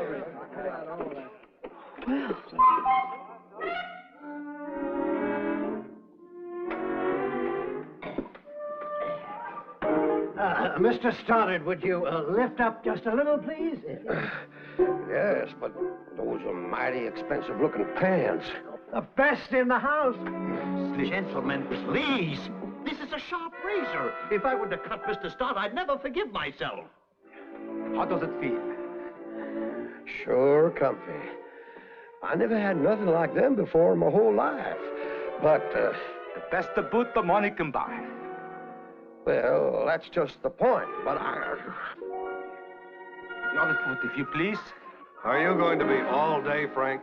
What's your hurry? I want him to sample this cigar. It's the only genuine clear Havana west of the Mississippi. Got them from a drummer who stopped at my hotel on his way to Frisco.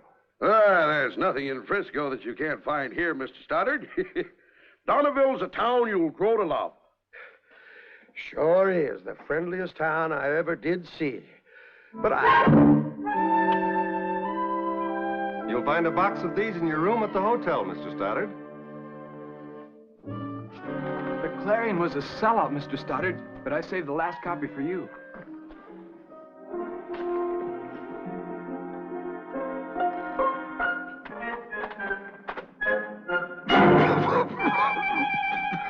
But it's a clear Havana, Mr. Stoddard, direct from Cuba.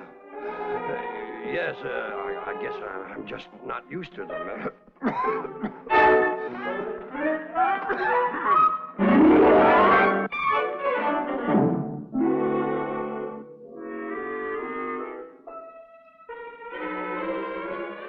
Look, you didn't ask for any of those things. No. They made you take them. In fact, they forced them on you. That's just the point. I did take them, and I got no way of paying for them. But you'd be glad to pay them back if and when you made a strike, wouldn't you? Well, sure. So they're grub staking you. There's nothing unusual about a miner accepting a grub stake, is it? Well, that's one way of looking at it. That's the only way to look at it, Stoddard. Can't you see these people, they're not giving you anything they can't afford. And when you can afford it, you'll pay them back. Now, isn't that right?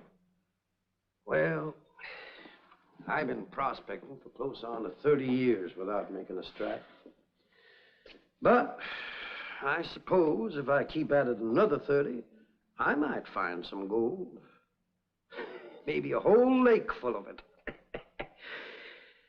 Then all I gotta do is figure out a way of draining it. Stoddard, I'm not asking you to say one word that isn't the truth. But if you can keep your mouth shut, say for a month or two, you can live in this town and live like a king. And I'll be able to sell a few newspapers. You see, business hasn't been too good with the Clarion recently. I see. Well, I don't suppose it would be right of me to do you out of any business, especially after all you've done for me. Now you're talking. Mel, Oh, excuse me. Well, that's all right. I was just leaving, ma'am. Why, you're Mr. Stoddard. Well, yes. I guess I do look a mite different. Carrie, I won't be able to drive you over the valley. I got some headlines to figure out. Mel, you promised. I know I promised, but I've got too much work to do. Tom, you're not doing anything. Why don't you drive Carrie over the valley? Well, I'd be more than happy to. That is, if it's all right with you, ma'am. Why, I'd be delighted with your company. Pardon me. Night, Mel. Oh, good night, Carrie.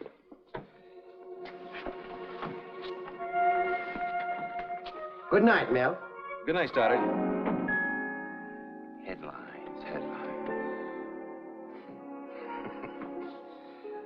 Stoddard.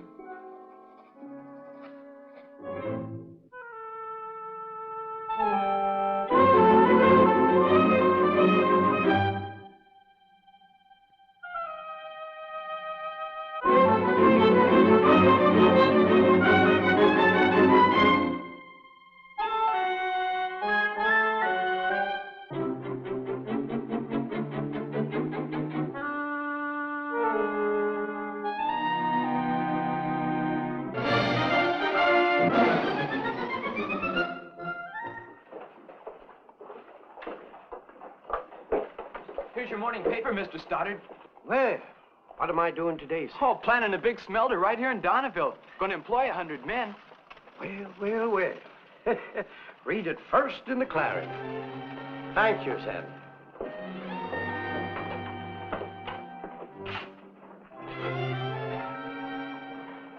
Top of the morning to you, Mr. Stoddard. You too, Sam. Good morning, Tom. A wonderful morning to you, Carrie. I'll have my usual, please. Oh, it's all ready. Everything just the way you like it. 4 eggs boiled exactly 3 3/4 minutes. 8 slices of bacon, crisp, and toast slightly burned at the edges. And coffee, lots of it. Carrie, you're sure spoiling me. You know, if you're not careful, you're going to find it hard to get rid of me. Maybe I don't want to, Tom. Carrie, I want to tell you that. Good morning. Oh, good morning, Mel. How are you today, Mel? I'm hungry. Carrie, I'll have the same thing he has. Coming up.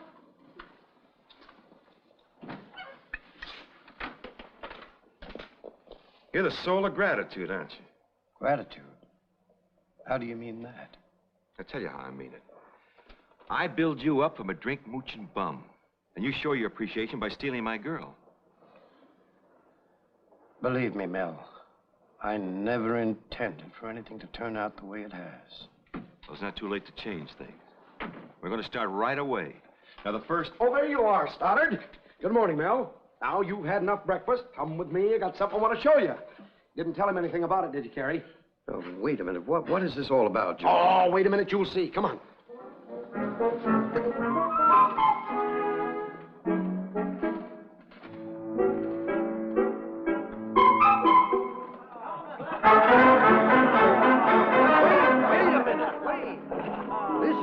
Very confusing.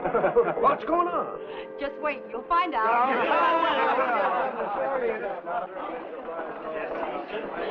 There you are. Well, what is this? Look. Looks real important, doesn't it? Well, yes. Yes, it does. You're putting Donneville on the map, Mr. Stoddard, and this is our way of showing our appreciation. Wait till you see the inside. Carrie helped us pick the furnishings. Come on in, look it over. Yeah, let's go.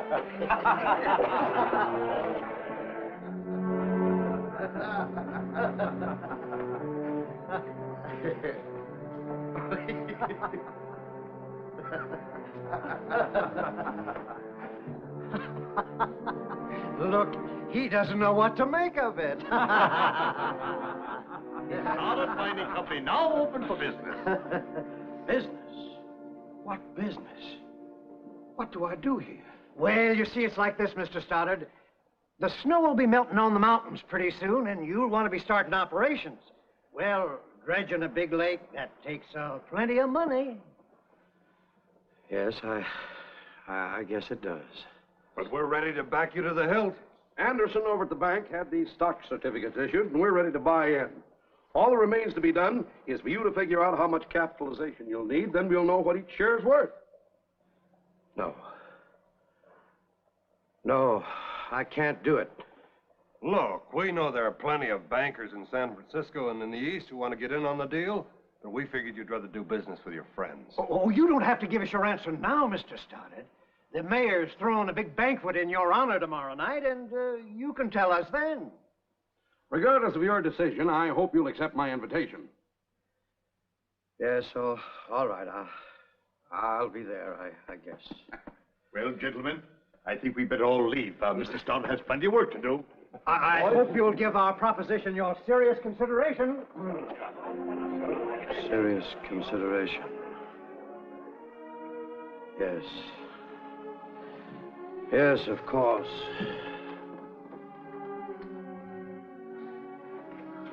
I'd better leave, too.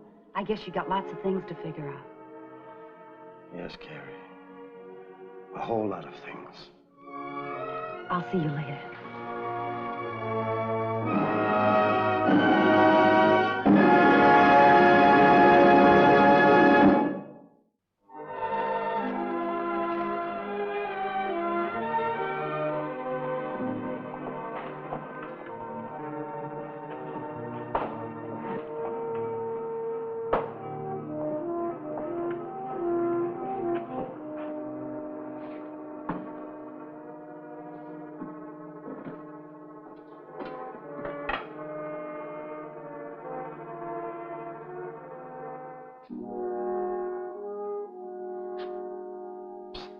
Carrie, Oh.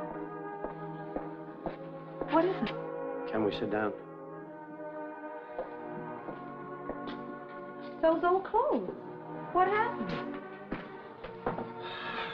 I've come to my senses. That's what's happened. Carrie, I've never been so ashamed of myself in my whole life. Why? For being a phony. That's why. There's no lake of gold, Carrie. I know. You know. Well, let's just say I suspicioned it. Ever since that first day when you let Mel walk out of here with your bag of gold. If that had been real, you wouldn't have parted with it so easily. Especially to a man who was a complete stranger to you. But you've gone along with all this. You let me eat here free. Why, you even picked out some of the furnishings for my office. My office. Why, Carrie?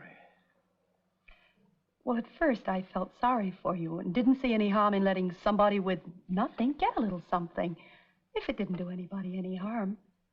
And then afterwards, I wanted to see how far you'd let it go. I let it go too far. It would only have been too far, Tom, if you'd have never told me. This here's a stock certificate book, Carrie. And I've gotten written down all the names of folks that's been good to me. So many shares for each of the ones I owe. Shares of what? Of anything I ever find. I'm pulling out, Carrie. I'm going back to prospecting. Tom, don't go. I'll pay the men back whatever you owe them. I've got some savings. We'll manage. Carrie. I guess you couldn't, could you?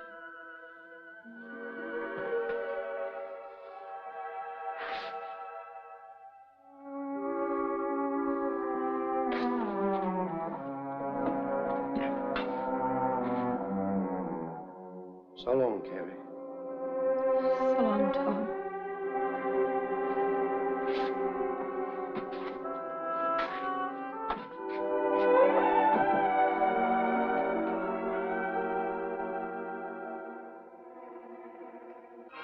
Gold Lake, a hoax. Clarion editor victimized by confidence man Stoddard. Oh, that ought to sell a few papers.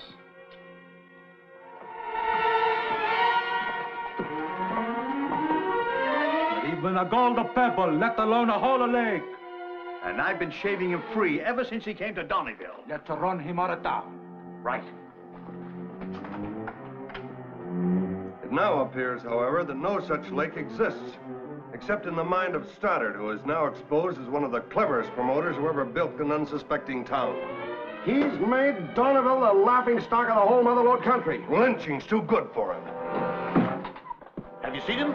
Where is he? That's what we want to know. He's not in his room, but all his new clothes are there. And he ain't been at Carrie's place since breakfast. He make the monkey out of us, that's what he do.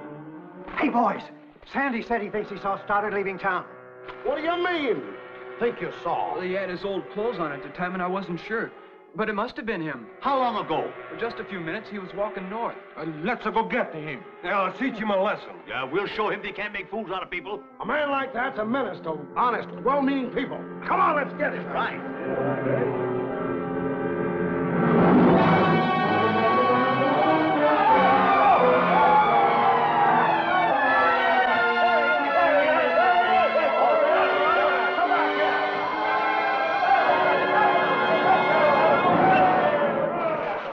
Sneaking out of town, huh? Well, yes, I was, George. Don't you George me, you swindler. Now, wait a minute. I explained everything to Carrie. No, we don't know nothing about Carrie. But tell us, is all this true? Yes, but it's not the whole story. It's whole enough for us. Grab him. Now, wait. Take him over there. I admit what I've done was wrong. Well, no time.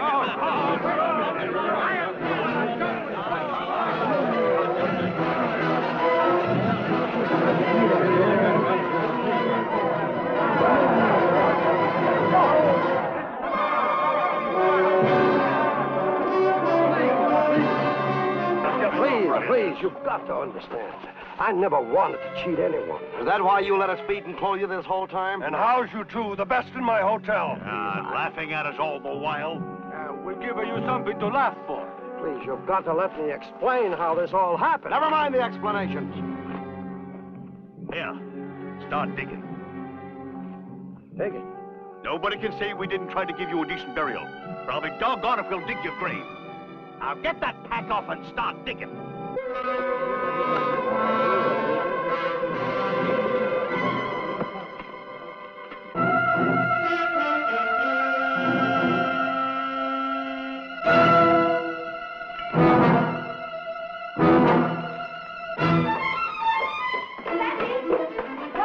They're gonna hang Stoddard. Hang him? Yeah. They're making him dig his grave down at Hangman's Tree. I gotta tell Mr. Harden. Never mind, I'll tell him. Mel, they're gonna hang Tom Stoddard. Hang him? He's digging his grave now at Hangman's Tree. Mel, you've got to tell him the truth. Harry, I never expected to go this far. Come on.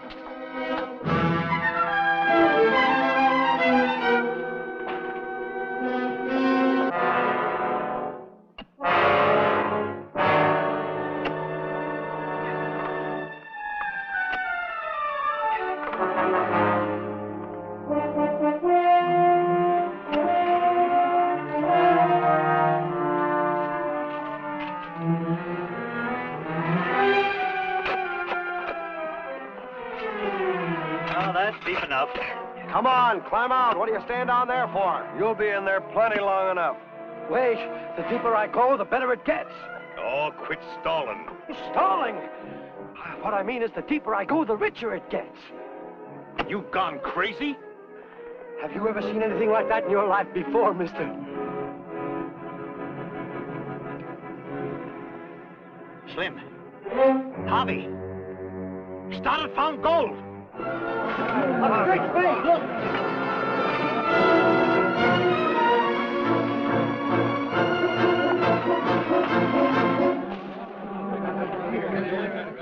They're already burying him.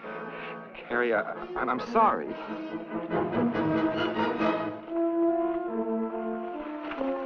Found it, Mel. Stoddard's found gold. Where is he? Where's Stoddard? It's true, Carrie. Real gold. It would serve him right if you kept everything you found. You men know what Tom Stoddard did before he left town? He made you all shareholders in anything he found. You did? It's the least I could do after you'd all been so nice to me. You hear that, Harvey? We're rolling on the deal. You better get back to town, Stoddard, and fill out the papers on your claim. Yeah. And I've got another claim I want to fill out some papers on, too. No hard feelings, Mel. Me? No, not a bit. You just give me another headline. And so the hoax of Gold Lake ended up with one of the richest strikes of the Mother Lode.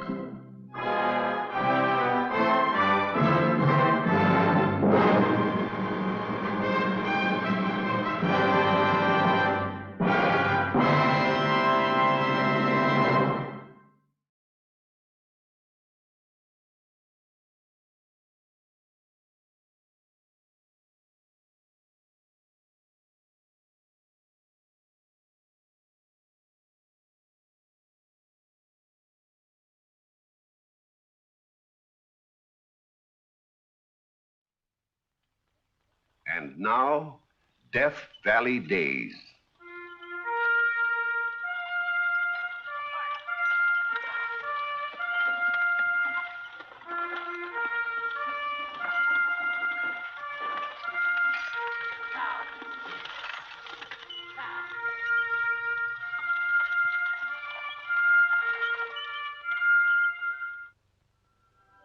Howdy, folks. I'm the Old Ranger, and I have another interesting true story for you about the historic Death Valley country. How many of you folks have heard of Edward Fitzgerald Beale? Not many, I'll warrant. Yet he ranks among those great pioneers who helped to open up the West and forge an empire. Grandson of Commodore Thomas Truxton, who captained the Constellation, oldest ship in our Navy, Ned Beale graduated from the United States Naval Academy in the class of 1842. Served with distinction during the Mexican War under Commodore Stockton in California. And now in March of 1848 is on shore duty at Monterey, where the curtain goes up on our story of Gold Rush in reverse. The news of the discovery of gold has just leaked out. And Lieutenant Beale, like everybody else in this coastal town, is agog with excitement as he meets Reverend Colton, the alcalde, and Lieutenant Loescher of the Army. Well, Lieutenant, Reverend Colton. Well, what do you think of the news? Well, I'm thinking I might as well close my church. By Sunday, the whole congregation will be on its way to the diggings. The Army's deserting right and left, I understand.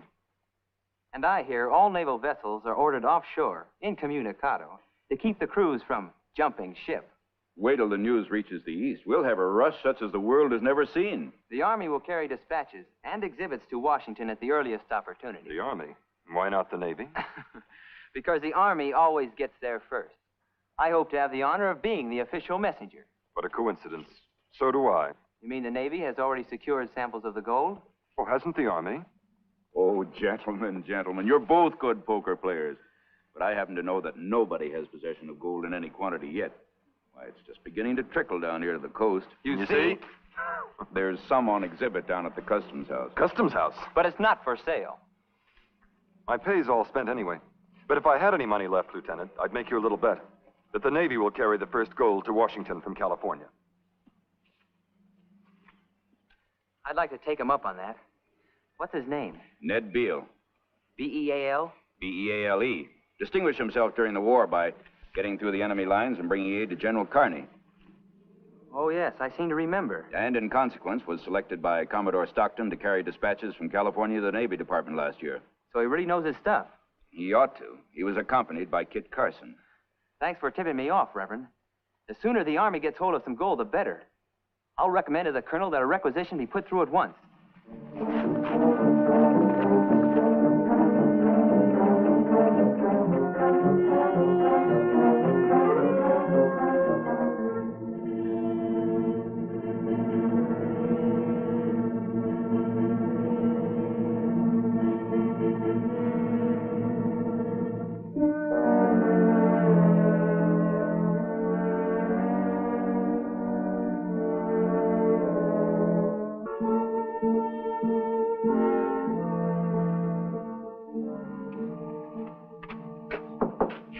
Reverend, I was just trying to figure out the quickest route to Washington. The Army's got the jump on you, Ned. What do you mean? They've appropriated $3,000 for the purchase of gold samples. The Navy can certainly match that. I'll go to Commodore Jones. I've already been. You? Yes, don't forget I was a Navy chaplain before I became alcalde here. Well, what did the Commodore say? He can't find any authority in the regulations to purchase a specimen of gold. Confound the regulations. This is an event of historic importance. News that will electrify the nation. And he's going to let the Army have the honor of delivering it? Well, they haven't actually bought the gold yet. But they will. Miners are turning up here in Monterey every day now with nuggets and dust for sale. I know. Sometimes I wish I could grab a pick and get up to the diggings myself. I've thought of that. It would take too long. Hang it all, there must be some way to get hold of some. Short of robbery. I don't know how. I can just see the grins on those Army faces now. Well, we'll just have to swallow our medicine, I'm afraid. Reverend, you've hit it. That's the answer. What? I'll swap it for gold. It's worth more in the market today, grain for grain. I've seen it quoted. What, man? What? Something Kit Carson taught me never to be without. Quinine.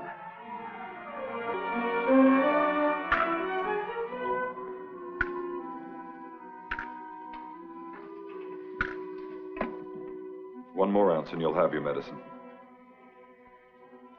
Oh, these blasted chills and fever. $3,000 worth of gold. Oh, and here's your quinine. 100 grains. Mister, it's worth 10 times that much.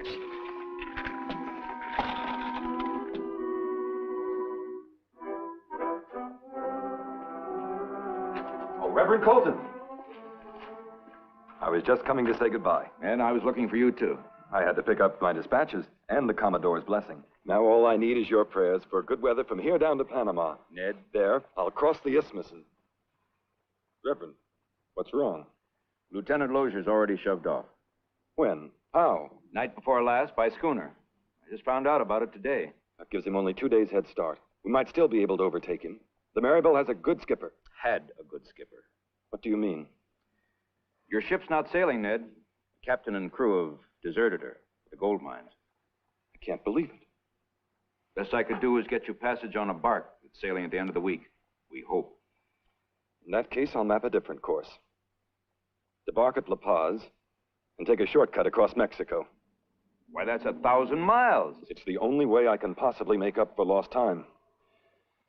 The Navy is going to deliver the first gold from California.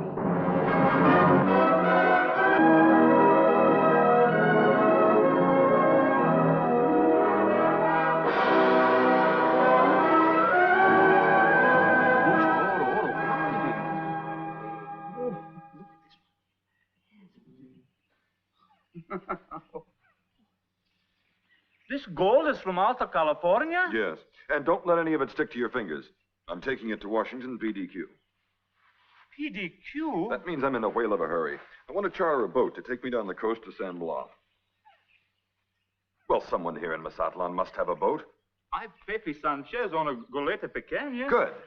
A goleta pequeña, she is... A small schooner, I know. Ah, the senor speaks very good Spanish. And I also know what boats are worth, so let's not waste time bickering. Oh, I'm a very reasonable man to do business with. I will take very good care of you.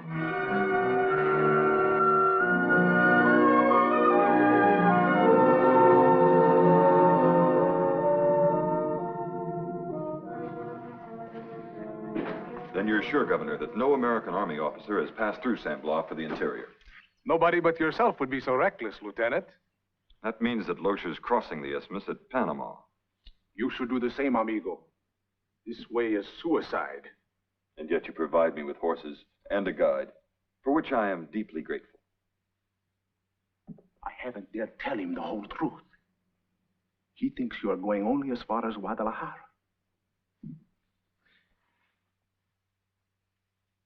Don't you think I can pass for a Mexican?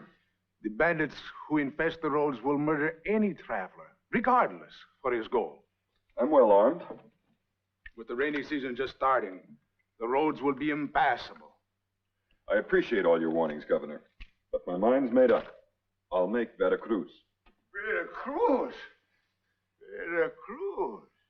Veracruz, Chile on the Gulf of Mexico. 1,000 miles away. That's right. Over here.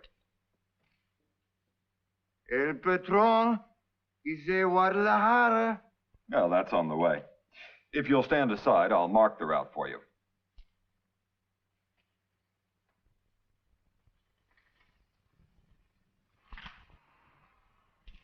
Our first stop, Tepic.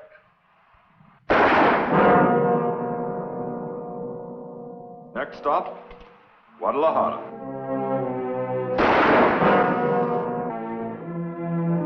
The capital, Mexico City.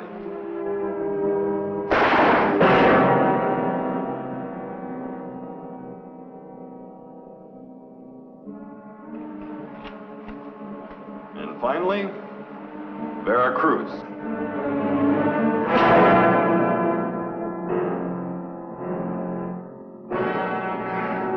Por Dios.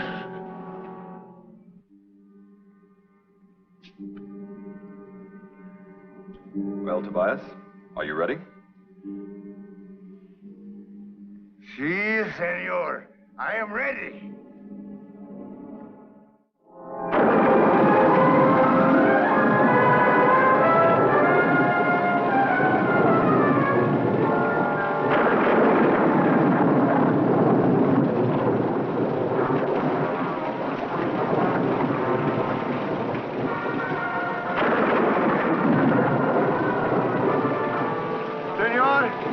Better find shelter? Nothing's gonna stop us. Keep going.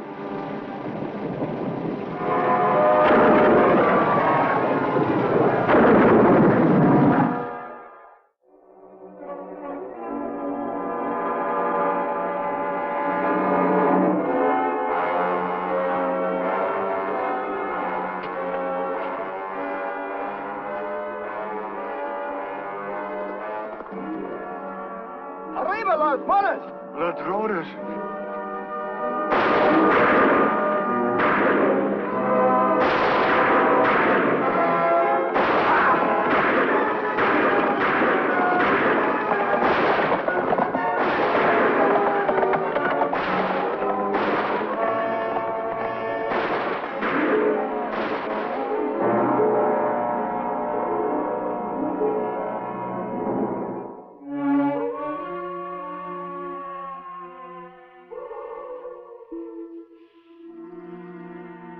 The senor write love letters, see?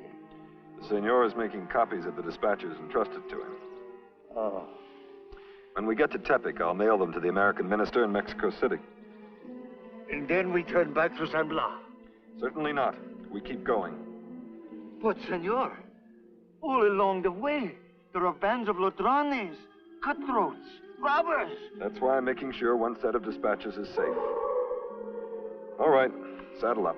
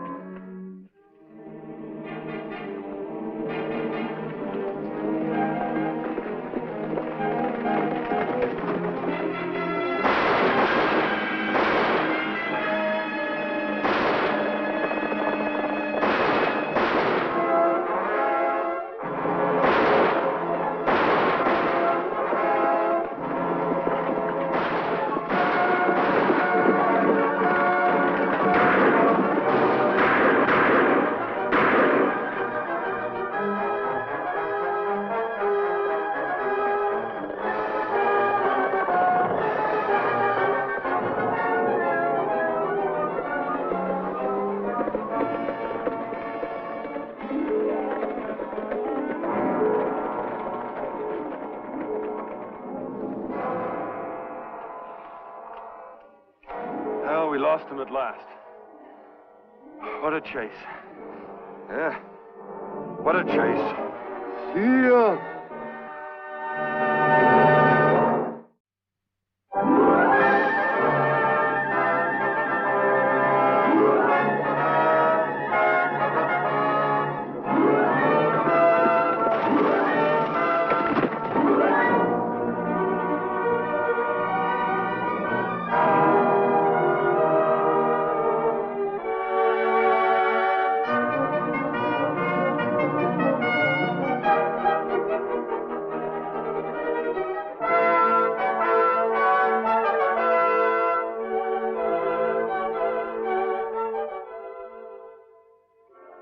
Little did anyone realize when the treaty with Mexico was signed that there was gold in California. I wish I could be in Washington when this reaches them. Well, come along, sir. Thanks. I'll content myself with sending dispatches by you. I shall be happy to carry them, sir. Give us a few days to draw them up. A few days? Mr. Clifford, every moment I stand here, Lieutenant Loescher of the United States Army Engineers is hightailing it, is hastening toward Washington to beat the Navy delivering the first gold. You could do with some rest anyhow, my boy. A few hours at most, sir. After 8 days hard riding? You'll pardon my saying so. You could do with a bath and a shave. I've had a good many close ones in the past week, sir. And I fear you have some more ahead of you. The road between Mexico City and Veracruz is more dangerous than usual since Pareto's army was disbanded. Don't let my guide hear that. He's had about all he can take, poor fellow. You'll be our guest here at the legation, Lieutenant. Thank you, sir. And Mr. Beale, as a member of the diplomatic family, I must be strictly impartial. But may I say confidentially, I hope the Navy gets there first.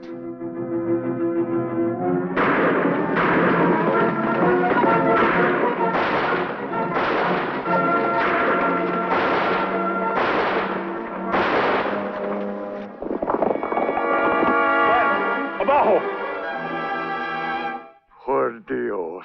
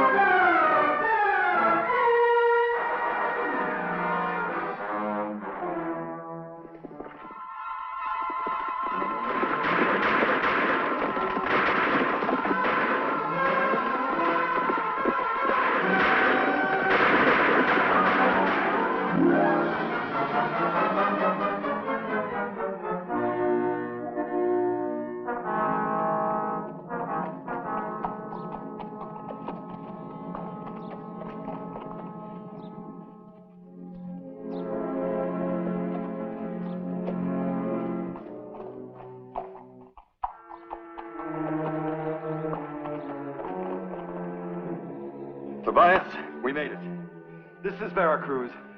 Out there lies the Gulf of Mexico, and beyond it, the United States of America and Washington. Tonight, you'll sleep in a bed with a roof over your head. You'll drink tequila with your dinner. Ladron! Tobias, are you crazy? We're in Veracruz. We're safe.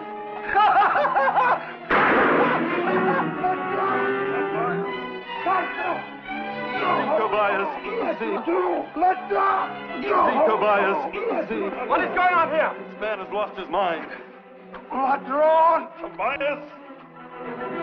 Stop! Tobias!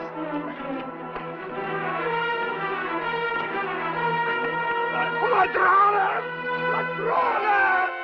Ladrones! Tobias! These men are friends. There's nothing to be afraid of.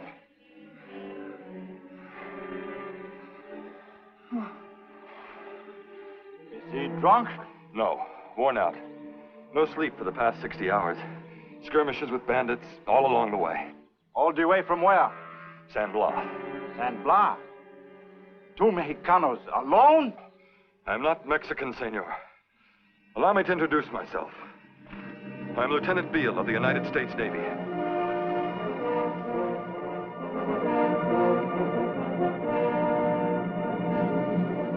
about the guide. You'll take care of the poor fellow. I have made arrangements to have him sent back home under guard.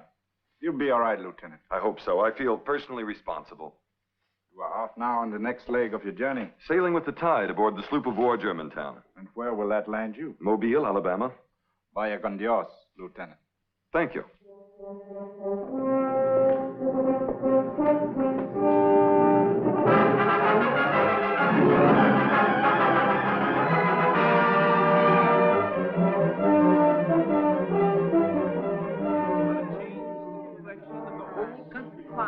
I think it is. This gold you never tell. It's going to be a wonderful thing. And it's so I'll make California move now.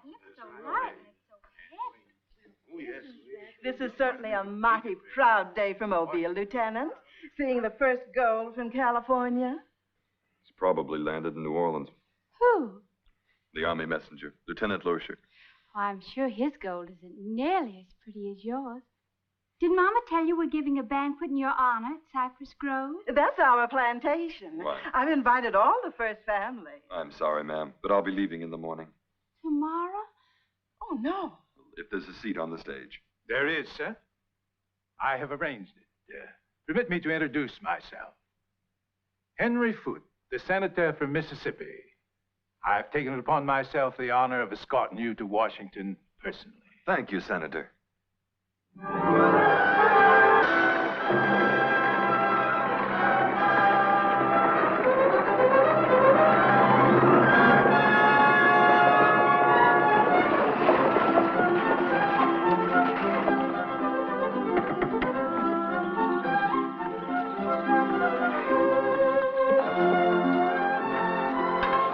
Great guns, the press. Let's see it, Lieutenant. Seeing is believing. Show us the gold. How did you find out about this? Express messenger rode in this morning. Broke the news. Lieutenant Loescher, Army Engineers. No, regular mail carrier. Got wind of it in Richmond where you stopped.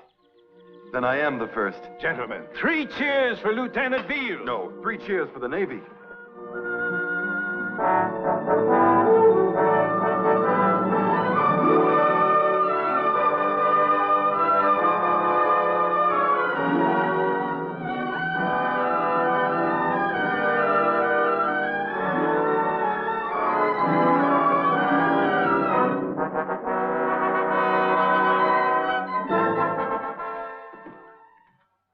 My honorable colleagues, members of the United States Senate, it is my privilege and honor to present to you the young man who, at the risk of his life, has brought to the nation's capital the first gold from our far-flung Western Empire, Lieutenant Edward Fitzgerald Beale.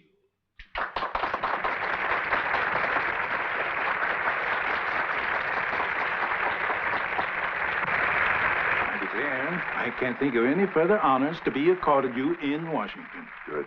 Because I'd like to go home now to Chester, Pennsylvania, see my mother.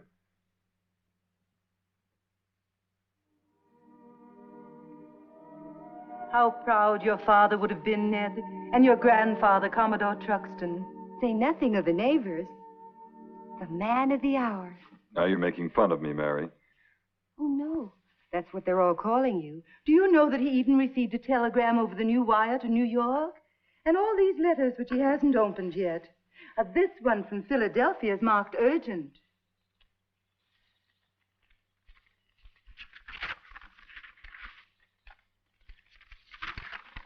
It's from P.T. Barnum. Not thee, Mr. Barnum. Of Barnum's Museum? None other. He's heard about this lump of gold, as he calls it. And as I am always anxious to procure novelties. Novelties, indeed. For public gratification, I should be glad to purchase the lump at its valuation for exhibition purposes. Your obedient servant, P.T. Barnum. Are you going to do it? Have you the right to dispose of it? Oh, certainly. I bought it with my own quinine. Think of the thrill it would give people. The first gold from California. I've already presented the government with over half of what I brought. That's on exhibit in the patent office. This would be a personal honor. I'm tired of honors, Mother. I didn't make that trip for my own glory. By the way, any news of Lieutenant Loescher? No, none that I've heard, but I'll find out when I go back to Washington. You could loan Mr. Barnum this gold if you don't want to sell it. No, I'm keeping it. I happen to feel very sentimental about this gold.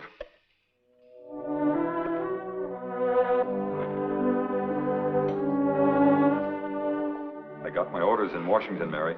I'm to report back to California. Well, you'll have plenty of company. The gold rush is really underway. What are you going to do with the rest of your gold? I had it made into a ring in Washington. Would you like to see it? Mm-hmm. Oh, it's beautiful. Think of having a ring made from California's first gold. Your mother will love it. Oh, it's not for my mother. It's for my future wife. Oh? I told you I felt sentimental about this gold. I want my girl to have it. Will you? Will I what? Will you be my wife and go west with me? Oh, Ned, I wanted you to say it. Then you will? Yes. Oh, Mary. My ring. The ring? Oh, yes, the ring. There's only one ring in the world like it, made of the first California gold.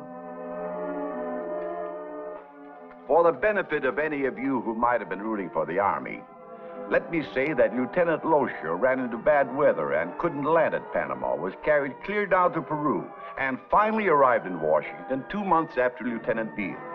But the samples he brought were officially examined by the United States Mint and settled forever any doubt as to the existence of gold in California.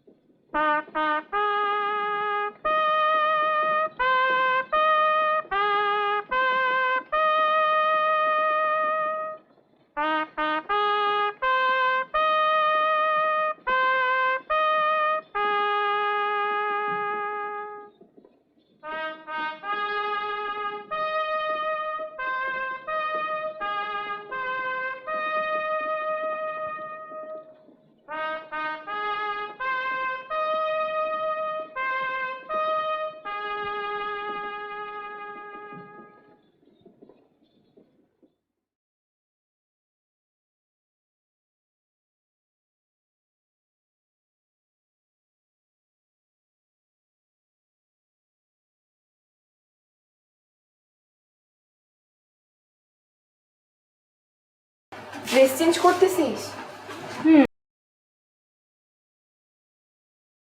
আমার সুবিধার লোক মনে হইতেছে না। কি কইতেছেন আপনি? কি কইতেছেন? গায়ে হাত দিবেন কেন? গায়ে দিও মানে এ বড় গায়ে দিলে কি করবে? একদম গায়ে করতেছেন। তুই তুই করতেছিস। তুই গায়ে করতেছিস। তুই আমি আজকে শেষ কর। তুই টাকা দে, আমার টাকা দে। ওরে আজকে বই রে। আপনি কোন রাস্তার মধ্যে আইছেন ভাই?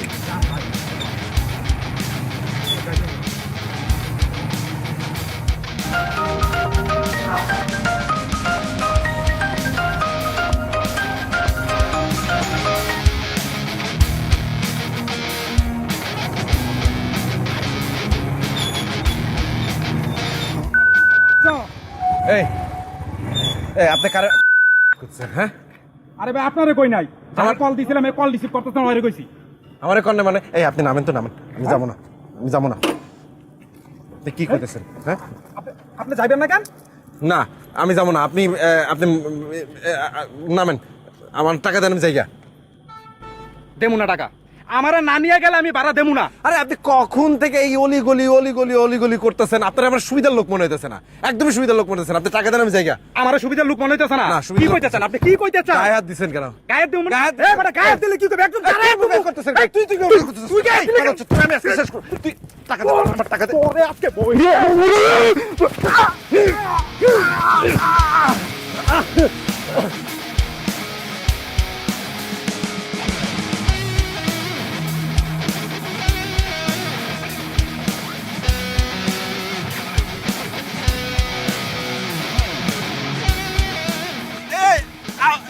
মোটরসাইকেল করে নিয়ে যেতেছেন ভাই? এটা আমার মালিকের মোটরসাইকেল ভাই।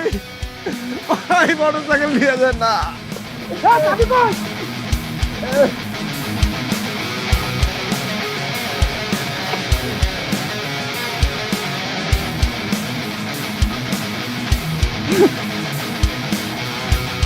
গাড়ি থামলো কেন? স্যার একটা অ্যাক্সিডেন্ট হয়েছে। ভাই ভাই আমার একটু বাঁচান স্যার, ভাই। পেটে তো ছুরি। মনে হচ্ছে চিন্তা কি? স্যার হসপিটালে নিয়ে যাব? আরে পাগল হইছো, এত রাতে থানা পুলিশের ঝামেলা কে যাবে? চালাও গাড়ি। স্যার যে অবস্থা, মনে হয় না বাবা। ভাই যাই না ভাই। ও ভাই আমার একটু hospital.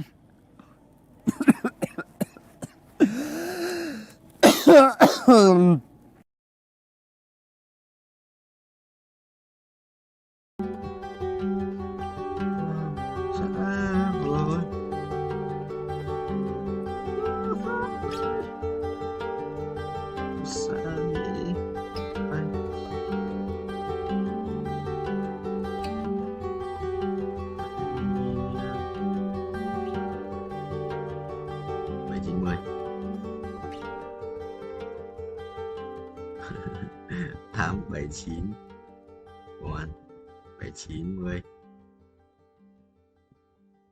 Ở trước tao cũng nghiện, nhưng mà là một cấp tại lên cấp 3. Ôi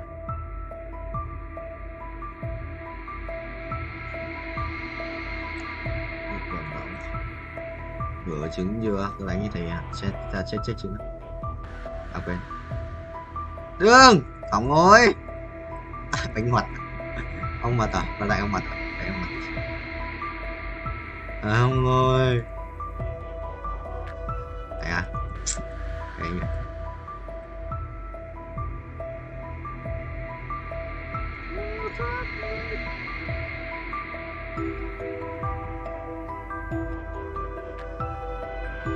Dẻo quá. Cũng nhẹ. Ông mật bánh ngọt không ấy? Ông bài ông mật bánh ngọt chặt.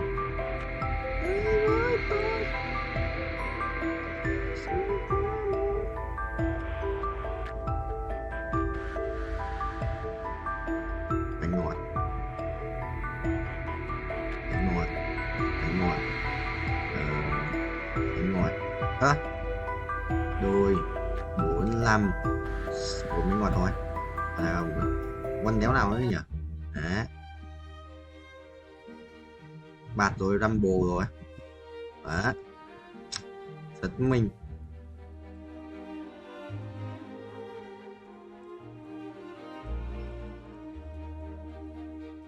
Đang suy nghĩ bài. Soraka rồi. Rambo, bạt, Gwen. Phoenix.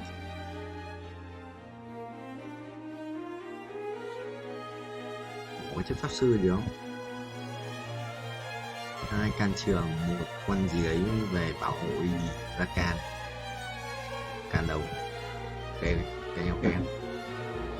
Rồi, thế rồi. Biết thế được. Check cái. Mới là 1 quân lại nữa là 6 này. 6 nha. 6 à.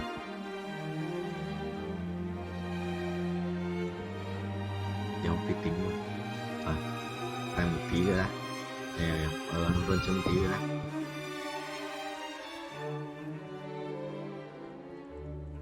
Có cơn mưa nào đôi mình đi qua, em hãy mình chia xa rồi bên hồ luôn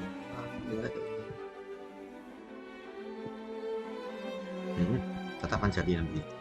À nhầm đường nhầm. Đấy, let's go.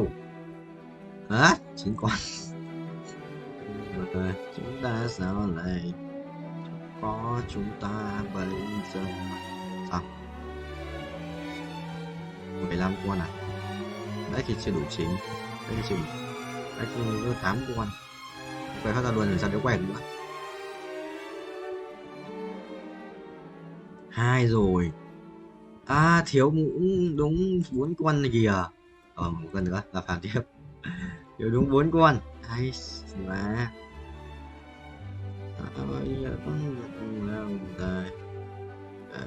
Thiếu 1 con. Biết ngay mà. Biết đầu lao.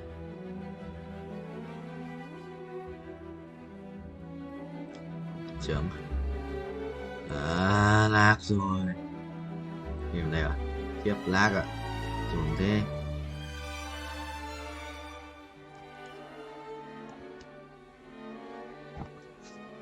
Vậy Để gặp nổi một chút tanh à.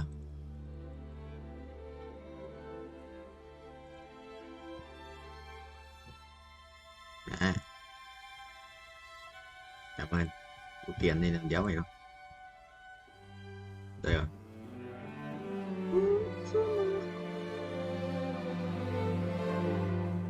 Đây.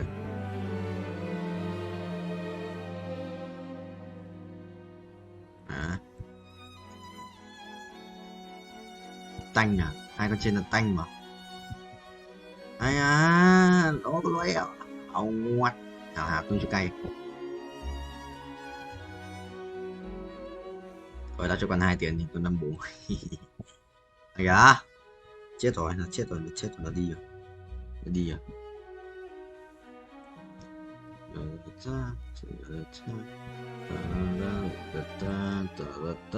Nghe nhạc cái chán quá.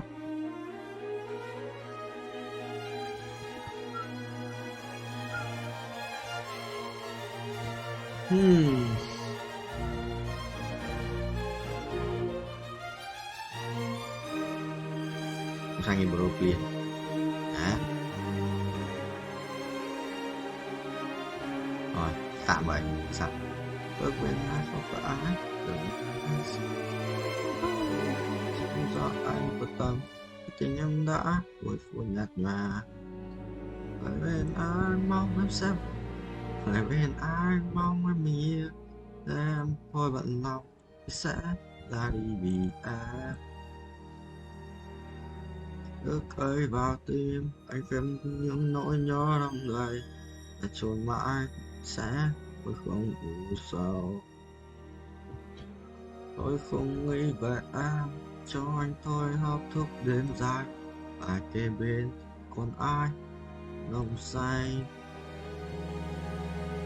Ta đã cùng nhau. Chưa? Cái chuột.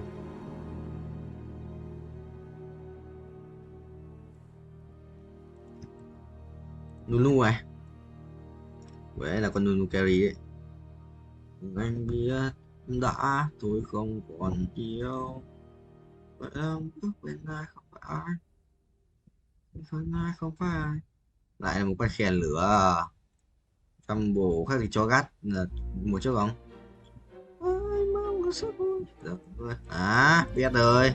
Thầm nhập. Nhầm bên.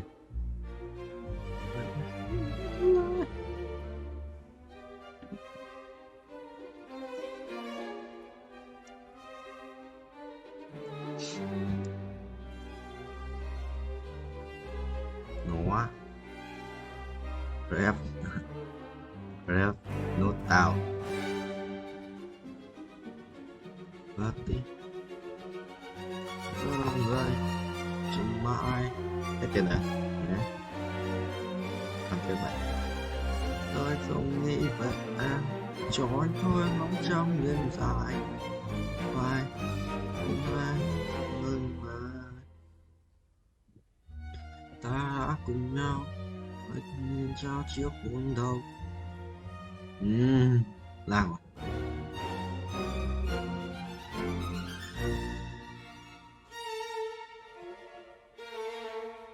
Ngồi cho tay quá.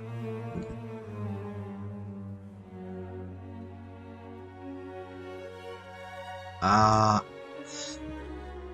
mày chuối làm 73 máu. Cà phê nhà trước. Nhưng anh thần tài không bằng ấy.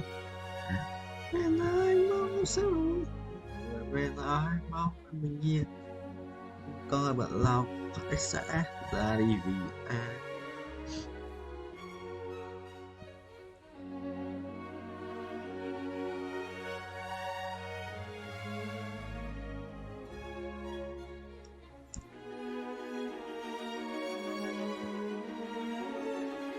À, cái này hiện tại nhỉ? Đồ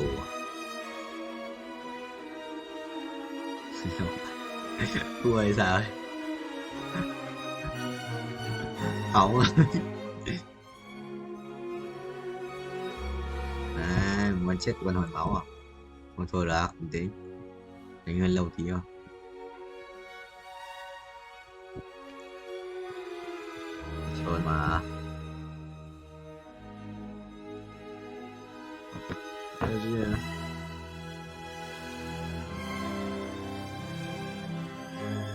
quên mất.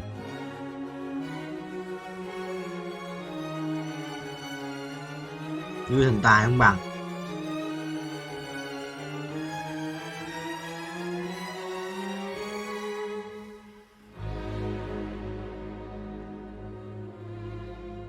Làm cho đối lưu đi. Ngủ về kinh kinh luôn đấy.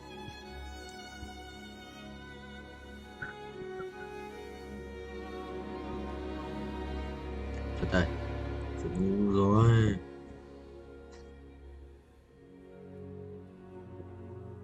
Mày để nó nghiện.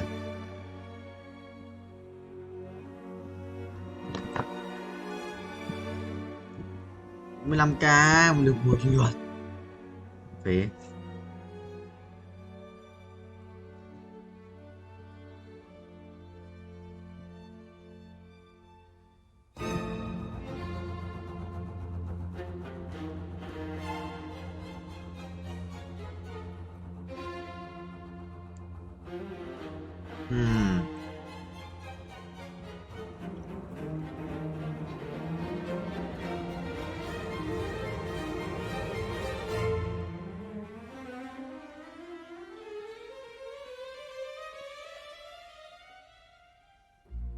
Rồi thế thì sẽ là không nói đi. Ngộ không? Anh đến đây.